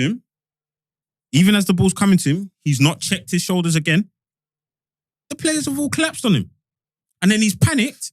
And he's panicked, right? And he's tried to pass the ball to Wan-Bissaka. They've collapsed it off him and scored. So look, Wait, no. So the alternative, no. I'm passionate about this. He's passionate like- about this because the amount of arguments I had over the weekend about this, right? Look at John's face. My solution. No, I'm sorry. I didn't say anything. I'm sorry. I didn't say anything. You know what my issue? Sorry, very quickly. If you didn't give the 100% hold on. issue error to Maguire, that's your only problem, I think. Nah, so here's the thing. The ball's coming to him. He's not even thought, right, as a pro player who's been the captain of your national team, played the Europa, Euro final. Yeah, I'm going off, right? I'm going for it. But I couldn't even get the competitions out. You know? I said Europa, Euro, Captain this country in these finals, in these games, Yeah. right? No, he hasn't because it's Kane, isn't it? Mm-hmm. Right, whatever. He's been number one centre back. Is skewing your point, bro. He's been number one centre back. Yes. He's played at high levels, so he's got experience of dealing with high Yeah, pressure. yeah, you told us Right? that already. Ball comes in, you don't panic. You assess the situation quickly. Boom. All right, I can't go back to the hair. The player's coming. I can't go that. Bro, open up your body. Maybe Let no it one's roll giving for him your the legs, shout. go. No one's giving him the shout. No, I'm not. No, You don't know that. listen. Maguire's- I'm sorry. Cool, That's right, not, I'm not cool, hearing cool, that. cool. I'm not hearing We that. need to You move on, can't we need to tell. move You on. can't tell me no one's giving him the shout, Yeah. bro. Check you're taught this at really, really basic Yeah, levels. Okay, let's say- Before you receive the ball, know what's happening so that you've got options. Make your mind up before you receive. Don't make your mind up when the ball's at your feet. The only thing Because I you will will say get to that is every week we see professional players in the Prem not do the basics we were taught as kids, to be Okay, fair. but what's then- your other side of this, Mark? What's the other side? What's your... It's just exactly as I said, bro. I just don't think you should be giving 100% of the blame to Maguire because Why? you need to understand that, like, even when we played ball together, right? Mhm. You're not going to pass a certain man because you know, not even necessarily pass a certain man, you're not going to pass them the ball in a certain way or certain situations. They're not in certain Don't situations. do this. Am I Don't wrong do though? this. No, Don't do this. I'm not going to name. But you see, Don't do you do this. see it in the pro game. You do see it in the pro game, but I don't think that is. So the blame you're putting on Maguire is, yes, you're told to play that way, right? Yeah. Yes, the pass was on, but because it was Maguire, you should have chosen a different option. Bro, launch it. Like, wait. Don't give it to Maguire there because you're just inviting an issue. Yeah, but the problem you have there is that is the way you've been instructed to play. But one, you've got David De Gea who can't pass. No, bro. Two, you got Maguire who can't control it. No, but you're adding things Nah, into the but mix that if they were taken into consideration, let's deal with the facts. Yeah, the facts are they're asked to play that way. They have both been selected to play. Yeah. So you say to me, "Oh, David De Gea can't really pass." That's fine. That's your opinion. But the fact is, he's in the game. He's been selected. They've been told to play a certain way. Where is he at fault for? I know where I maybe could give him blame, but it's not the same as you. Where is he at fault for selecting that pass to Maguire? Is it the execution of the pass? It's not the execution. Is it the scenario? The execution is spot on. My point is, in that part of the pitch, Yeah. and who you're passing to, Yes. do not pass the ball. But your coach has told you to do that. I don't care. End of the day, your coach is not on the pitch. What? Listen, Bro, if you rewind, but if you rewind now, if you rewind now and said to what's it called, Ten Hag, if De Gea had booted that ball, launched that ball, would you be upset with him? We would have said no. I think he'd have said yes because you've given the ball away and now you've not allowed Sevilla to come right back at it. Look, we're doing a lot of conjecture. So I disagree with you because one thing we know about coaches like Ten Hag, they're very regimented in what they want to see in terms of how the game is progressed. When you're in a certain phase, you should do X, you should do Y. The blame he would probably have, for me, there's 3 points of blame here. One, De Gea, that pass to Maguire did not help him at all. Yeah? It was a perfect pass. It was a wait. You know what? When you said 80%, I was thinking, what could it possibly be then if you don't agree with me? That pass was spot on, bro. I don't agree. And secondly, Harry Maguire. Wow. Step to the ball. Like he takes one step towards that ball, towards the ball. No, he didn't have to. The pass was perfect. Yeah, he could have just turned out. He takes one step towards the ball. He can play out. He can play out to the left back. Because to your point, when the ball's coming, when De Gea's passed the ball to him, you can see the situation changing. You can. Your players have all gone. Oh, hello. You're closed in. Yeah, but he actually thought, well, I can escape this by just the first time play out left, which was his miscalculation. But I don't think he helps himself. I think there's lots of very small micro things, which are the things they practice at that level repeatedly because of situations like this. So I don't think it's we can't praise managers for what they instill in the team, the ideology they bring, how they make the team play, and then say it's a player's fault for doing what they're told. All right, I'm going to say, and you're probably not going to like this yet, you're not saying it's 80% Maguire, 20% De Gea. I am. You're saying it's 100% Maguire. Because that ball to Maguire, there was zero In your opinion? No, there was nothing wrong with that pass, bro. In my opinion, it could have been better. How? But for me, how much better? The excuses I've heard from Maguire are just, man, I don't get it. What did he say? I didn't hear. What did he say? No, the excuses I've heard, the arguments. Okay. Oh, De Gea shouldn't have done it there, etc. Look, Blood, he done it. He gave the exact same pass in the exact same scenario to Martinez, and what did Martinez do? There's nothing wrong with the pass, bro. My only issue is to know your player. Drop the shoulder, missed one defender, and then passed it out to the left back. And there's an issue you have there for your De Gea, right? Because those managers hate the long ball situation, especially as it creates pressure, and it's a very high probability you're going to get a turnover, right? They want the ball on the floor. Excuse me.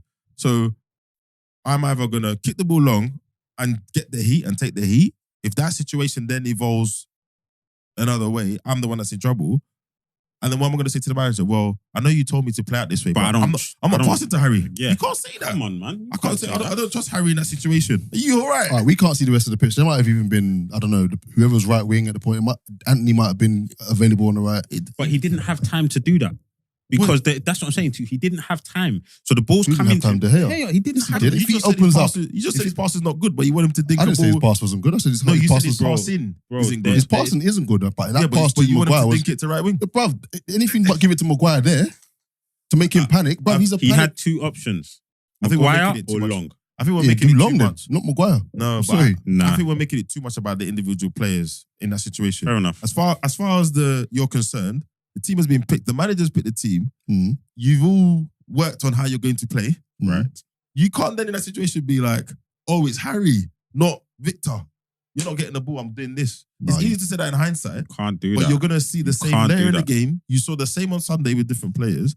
It can't be on the hair that Harry couldn't execute what the Ten Hag wanted him to execute. Because I'm do you not know what saying it's happens? De Do you Gea. know what I'm happens? just saying he's partly to blame. You should know your players. But no, that's no, not you for can't you. do that because you know what happens at that level. What? You start not passing to a player because you don't trust him. The manager's No, dragging you'll you. pass to him, but just not in certain situations like that. But there That was is nothing bruv, they wrong were with that getting situation. choked at that point. But if I look at you, right? Mm. Not you necessarily because I trust you as a player. But if you're a centre back and I'm like, cool, we're under pressure. There's a pass that I can see. It's you have two options: either let the ball roll across your body, or even you could have just pelted it out for a corner, whatever. He could have toe punted it. We could have toe punted then, whatever. all right then. Keith, Nah, what's- dude, nah. Just very quickly, I'm De giving you the Gea ball. didn't give Maguire a shot. And how about that? Did he say turn? Because then obviously Maguire would have then turned, no? So then he's still partly to blame. Am I wrong? You give the ball to a player, you tell him what to do, you give him an instruction. He's got his back to where the ball needs to be going. So did De Gea, when he gave him that perfect pass, by the way, We don't shout? know. You don't Exactly. know. Yeah, we don't You know. But I would But assume what he if he didn't. did? What if he did? If he did, then it's even worse. You know why I'm laughing? Because I know that's how you try to blame me if I gave you that pass. What if I lost the ball there? Why Yeah. would I blame you? Because you'd be like, you didn't tell me No, about that. but I wouldn't blame you. But at the same time, you still need to give your player, your teammates Yeah, instructions. but we don't do that. Keith, go on. No, you can say, regardless of who to blame, it started the capitulation of the night, innit? Yeah. So Yeah. no Man United Good. in the But they should have Europa had League. enough to pull it back. But again, it was almost the game on Friday without the comeback, right? It was just Yeah. Sevilla just And I think they lost it from the first tie. Like they were comfy in the first tie, like Yeah. 2-0 up with 10 minutes This to is go. it. This is easy. And then conceding those two and they were two own goals. Like you can Yeah. see two own goals in the last 10 minutes, quite demoralising. Going to Seville, who we've all said are the Europa League specialists. I think it kind of started from there, innit? Like it was no guarantee you're going to go there and win. And So- and I guess it's a game management question at that point, right? If you're Yeah. 2-0 up with 10 minutes to go, why are you now walking away with Yeah. And they were comfy at Old Trafford, like very comfy. So. and they're lucky, it's in it. Away goals time, they're finished. Yeah, They're yeah. lucky that rule's even Yeah. taken Yeah. out. So yeah, then it was really bad, super bad. And then to kind of follow on the thread of Man United, I've done this a bit backward, but there's a reason for that. You know, get to their FA Cup games in the weekend. City just powered through Sheffield United. We knew they would. Yeah. Yeah, Four we knew goals. they would. Mahrez We goal, knew that that. Mahrez goal. Bro, Talking about which one? the one He where, didn't, you know the one. he didn't take anyone on. Bro, he didn't even drop a Like, shoulder. I'm like, I was think so maybe he, confused. raised his eyebrow. The centre back was looking at him, but running away from him. And I was like, But I think he was so worried about the pass. He was too worried about the pass. And then he decided Mahrez was going to pass before Mahrez decided he was going to pass. and then he didn't pass. And then he Yeah. finised. So If we can give Sheffield United some credit though, they did well up until that penalty. no, They they did very well up until that Yeah. penalty. Yeah, they did it. It wasn't an embarrassment. No, it wasn't. Nowhere Definitely near. And then of course, Brighton Man U 0-0. I think the one thing I take away from this game with Brighton is if their midfielders are not on job in front of goal, No it's a one long- scoring. Yeah, it's a long day for them. You know, they need to draft in some unknown gem. I mean, they've got the. I feel like you're disrespecting Nathan my guy Danny Ferguson. Welbeck again. they got Ferguson. Well, I didn't mention any names. I don't. Yeah, but you didn't understand. have to, bruv. You're mentioning they need a striker. Bro, My I've guy not is. said anything about Dinky Wobbs. Listen, he got a knee injury, so I'm not. He game ended for injury. He could have scored the winner. He could have He been. would there. have scored the winner. But that injury did not look good. We've had our Yeah. problems, man. Knows. So Yeah, listen, and, all the best to can- Wobbs. AWB locked up Mitoma very well. Bruv. Like Can I I think just... he didn't have a take on in the whole game. Well, he found himself in front of goal at a crucial time, and his poor touch let him down. Not AWB. So let's. But you can't say because he had a chance he wasn't locked up. Like I think you got to give credit. I wouldn't call it locked up though. Yeah, the game I watched, Matoma still caused a lot of problems. He had a decent game Yeah, in AWB, yeah. but I wouldn't say he'd locked up. And this is where the stats, yeah. But yeah, He had a good game. He had a good game. Mitoma had a good game. Manchester United, you know, Brighton had them on the cosh. I mean, they had very good clear cut chances. United was First 20 United minutes, didn't second have half. the same. Have they got away with this? Yeah. That one? Oh, 100%. 100%. 100%. Easy. 100%. 100%. Can I just say, based on form, Brighton, a Brighton team led by Danny Welbeck, were favourites against Man United in the FA Cup semi-final. The insults again, man. It's mad. Bookies favourites or Just based on form. Just if you look at the form guide, Yeah, it's mad. Brighton were favourites. If Ferguson was fit, does he start over Wells? 100%. I think so, Yeah. yeah. Okay, fair. just gives you a bit more in it. Like Yeah, it does. He's a bit more mobile. And I'm surprised this is the first ever Manchester FA Cup final. Yeah, There's never been one. Yeah, that's So, surprising, just quickly, very quickly. I think they need to remove the semis from Wembley. Yeah. Oh, they need to be pragmatic about it because In this day and age, yeah.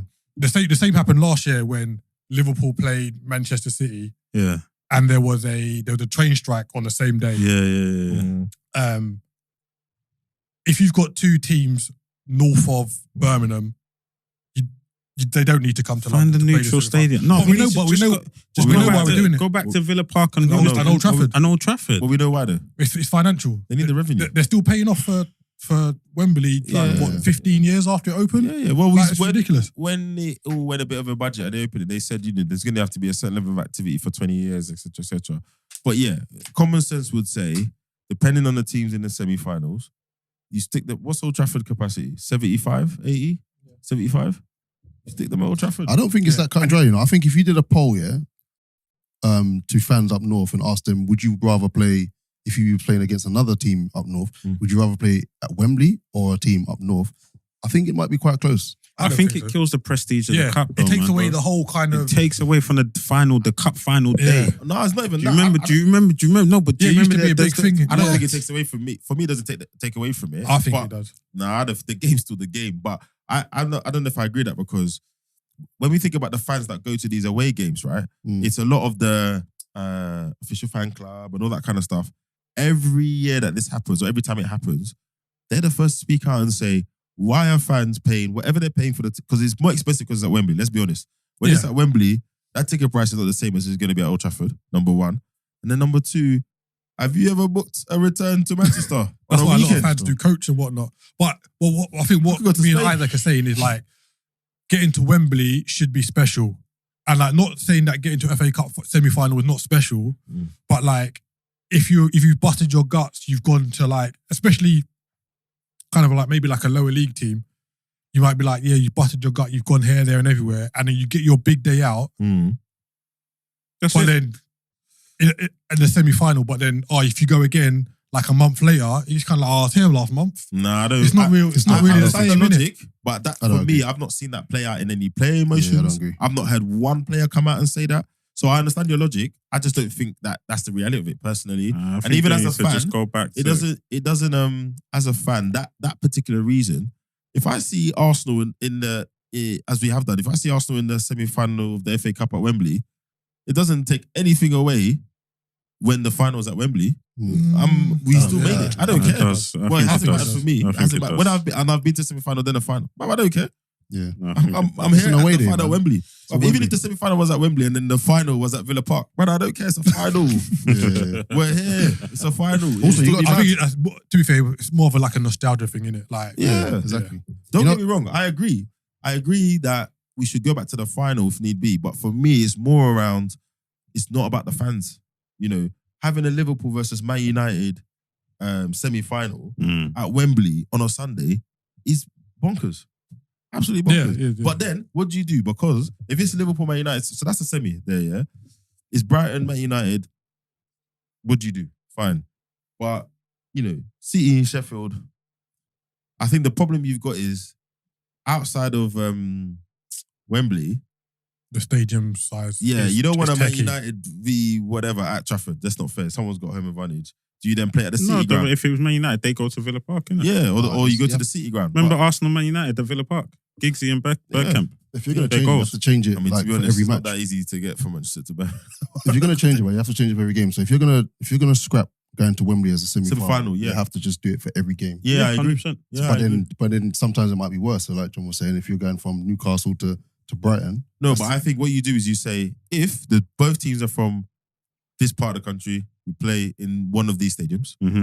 If both teams are from this part of the country, we play one of these stadiums. If it's one from the top and one from north, one from south, above and above the line, we play at Villa this Park, as equidistant as we can get, stadium-wise, or as equidistant as we can get with reasonable transport support, right? So I don't think that's too hard to do. I think there's too many loopholes. As Keith said, the business case. No, because that's what they did before. Yeah, but okay, so if Aston Villa, let's say we're playing at Villa Park, if Aston Villa gets to semi-final, they've got the home advantage. No, If but you they would have gone to Old Trafford. Old Trafford. Like it was done right up until they reopened Wembley. Yeah, I remember it happened. I just think and even Villa Park, what's the capacity there? It's not massive. it's not It's massive. like No. just under 50. Yeah, exactly. Yeah. There's other stadiums in that region that could do that. It's not a madness. Even though I care about the fans' pockets and that, yeah, it's still in a way there, man. Everyone wants to get to Wembley. So if your team gets, exactly. end of the day, if your team doesn't make it to the semi-finals, you don't get that opportunity to go to Wembley. Well, If your team makes it to the semi-finals, then Re-up, come back next year. Do better. re-up, come back next year. I think for me that it doesn't take away from the prestige of the. Ideally, I wouldn't all. want anyone to play at Wembley until it's the final. But now you've actually gone through it as a fan. I actually couldn't care less. Yeah. You know, I went to the semi-final last year and I had a good day. Yeah, exactly. So yeah. All right, cool. Before we move on to the next week's features, I'll quickly rattle through those. Wrexham did it. They're up. Yes. The dream has been realised a season later. Lovely. They did it in style as well. They beat Bournemouth 3-1 at home. Yeah. I mean, people are gonna say they bought this. I don't care. It is I think what it the is. way they've done it, I love it, man. I don't know. Maybe I'm sucked in by the documentary, etc. But when you look at what they've done there, and I don't want to make comparisons, but actually, no, I do. If you look at Salford, right, and the Nevilles and that whole piece and how that's gone, I feel like the narrative around there, when you watch the documentary, how the locals felt about them buying a team, how they interacted with the fans, they kind of felt like those guys got it wrong a little bit, you know. But you look at the Wrexham lot and the town, the fans. It obviously wasn't 100% smooth, but there's definitely a feeling that they actually did that in a much better way. They interacted and understood that club and the community a lot better. Even some of the roles they maintained after they bought the club. They got people more involved, and they just did the simple things like go and talk to the fans themselves. And that might all have been for camera, but We've not had a bad thing out of factor in it. Yeah, we've not had a bad thing out of the fans. Look at just like you've got to look at it from the town's perspective. Yeah. Right, cool. They've come in, they've got a big budget, whatever. They brought Hollywood, they brought the cameras, but guess what? The fans have they've reignited the fans' interest in the club. Yep. The fact they're selling out that stadium week in, week out. They've got big sponsors redeveloping the stadium. They've brought in big top level players. So what if they're paying them League One wages? So what? They've got enough pull about them to bring them down to this level, get them up, and then obviously, hopefully, again, get them up again. But so what? That's the You're whole going point. to get people The whole having point. grabs, though, because all these other teams that are complaining, like, you think they wouldn't give an arm and a leg to the same thing? Well, to be fair, I've not personally heard or seen other teams complaining as much. I think what they're complaining about is more the structure of the league. But even like not about Wrexham, I've not seen any of that. But there was a point you made where they've tried to bring good to the league, right? They've tried to talk about the TV rights. Yeah, and how and they brought that about. Yeah. So now you can live stream games. Yep. Yeah, so they're not just looking out for themselves. They were like, we've come in, we've assessed, we've done like not a risk assessment, but we've assessed what's going on, and all the teams can benefit from having the streaming. And it's like they now get promoted. They go into League 2, but guess what? National League still get to live stream their games. Yeah, and they're getting good cuts out of it. Like the league get a cut. Whoever's at home gets a higher cut. So say I support Notts County. Yeah. I click on as a Notts County fan.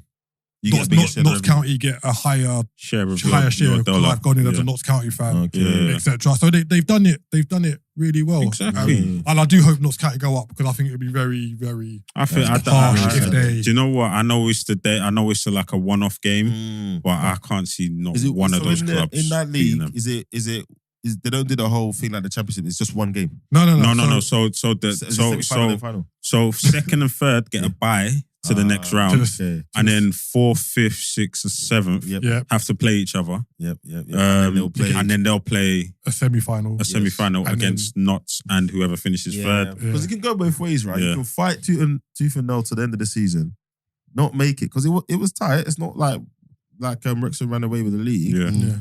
They're like, Yeah. whereas actually, if you're the team in 7th, like, listen, we could. Yeah. This is a slight lottery. Good opportunity. You know, we could do it.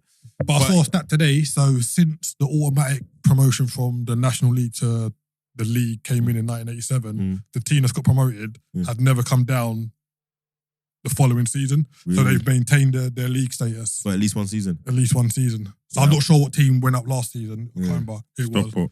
Huh? Stockport. Yeah, Who so won then- or got promoted? Who won? Stockport. Yeah, so Stockport staying in the league pyramid means that every team to 1987. I think it's just beginning. I'm interested to see where the Wrexham machine. So think Where it about some of takes the them. sponsors they bought. TikTok, Expedia. Expedia, His own gin company. Yeah, it was real kind of. I'd be surprised level. if they're not favourites for promotion.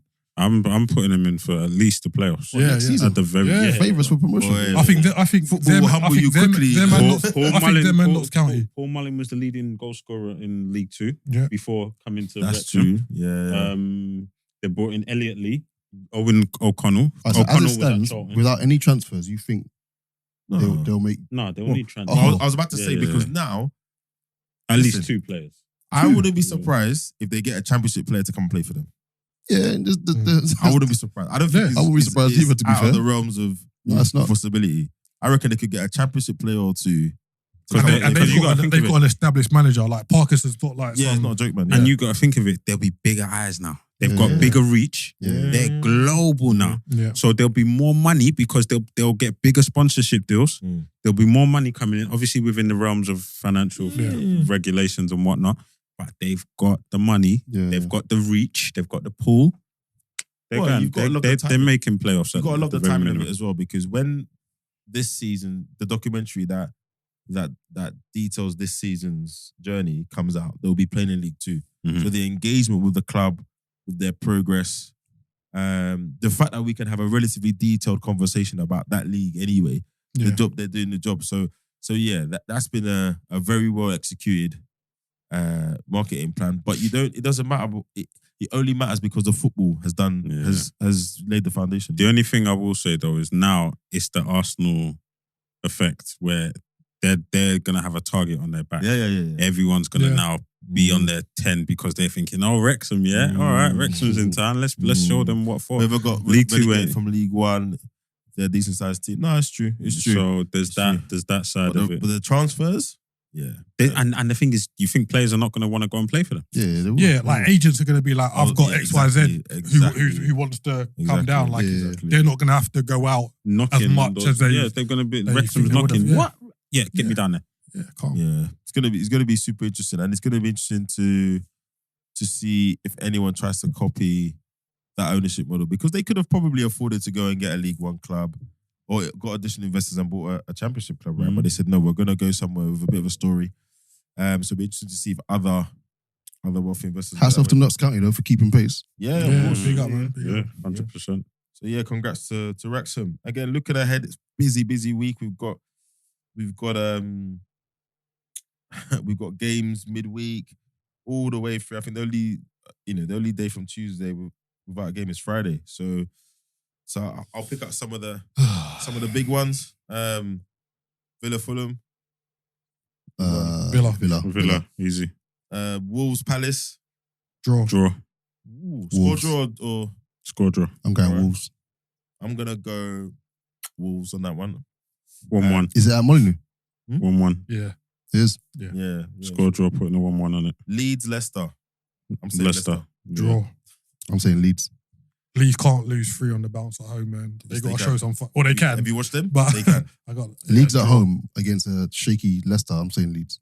So then, Forrest, Brighton. Forrest at home. Brighton. Brighton. Brighton all day. West Brighton. Ham, Liverpool. West Ham at home. West Ham. Draw. Liverpool. Liverpool. I'm going Liverpool. Chelsea, Brentford. Chelsea at home. Brentford. You can't lose 4 games. Brentford. The thing is, like, Chelsea haven't played since No, wait, they lost. 5 games. He can't lose 5 games. Chelsea haven't played since they lost to Madrid. So they had this weekend off. So I'm saying, like, you're saying they haven't had fresh, they haven't had like the opportunity to kind of bounce back. Yeah, I think Brentford have played. They got a good result against. I think a draw against Villa is good. I think Brentford go there and at least come away with a draw. Yeah, There's some 100%. game in Manchester. Don't worry about that game. We've really Man done that. City 4-1. Don't worry about that game. City Arsenal. Right, we know your score prediction. What are you saying? See, Just give me a score. 2-0. Oh, we're not even gonna score. Keith. 2-0. Mark, give me a score. I'm going 2-0 Arsenal. You said I'm mad for saying Arsenal won't score. You think we're going to Man City won't score at the Etihad? Wait. You think we're going to Etihad and keep it a clean sheet? With chest. I'm saying 2-0 Arsenal, bro. I'm saying 2-2. I'm doing a bet builder on that one. That's gonna be spicy. Yeah, I know. There's going to be some cards in that game. Then we're on to Thursday, Southampton, Bournemouth. It's got to be a Bournemouth win, I think. Draw. Think a draw. Southampton. Everton, Newcastle. I think that's a Newcastle win. Newcastle. Some rotation there. Spurs, Man United. At Spurs. Spurs, Man Yes. United. Spurs. Man United. Yeah, I'm saying I'm going Spurs. United. Ryan Mason.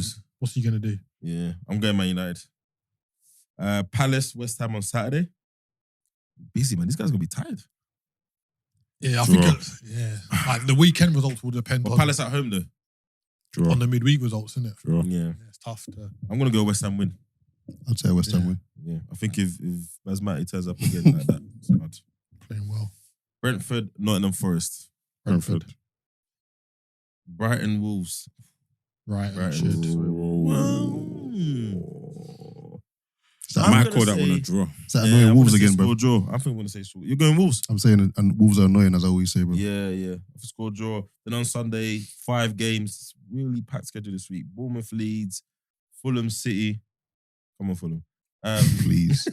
United, Villa. I fancy Villa for that. What? Know? It's at Trafford, though. You say it like you're surprised if Villa win, bro. Don't be I surprised. fancy Villa. Well, Nah, bro. It should be a good game. yeah. Newcastle, Southampton. I'm Newcastle. expecting Newcastle win. Well, hold on. Southampton might be relegated by the time Monday comes. Oh, my days. No, seriously. If they lose Yeah, another 2 games, then it's might curtains. be really good. And then Liverpool, Spurs. Sunday, 4:30 game. Liverpool, at we Anfield. already spoke we about this rolled one. Yeah, we'll roll them. We roll them. 100%. Famous last words. You booking it, yeah? Book it. Booking Yeah, it. good. 3-1. Every time you said book it, Alright, it alright. backfires. All right. Well, listen, folks, everyone, please pray for Arsenal. Arsenal. As you're listening to this, you're probably a few hours away from watching the game. But thanks for sticking with us for another episode.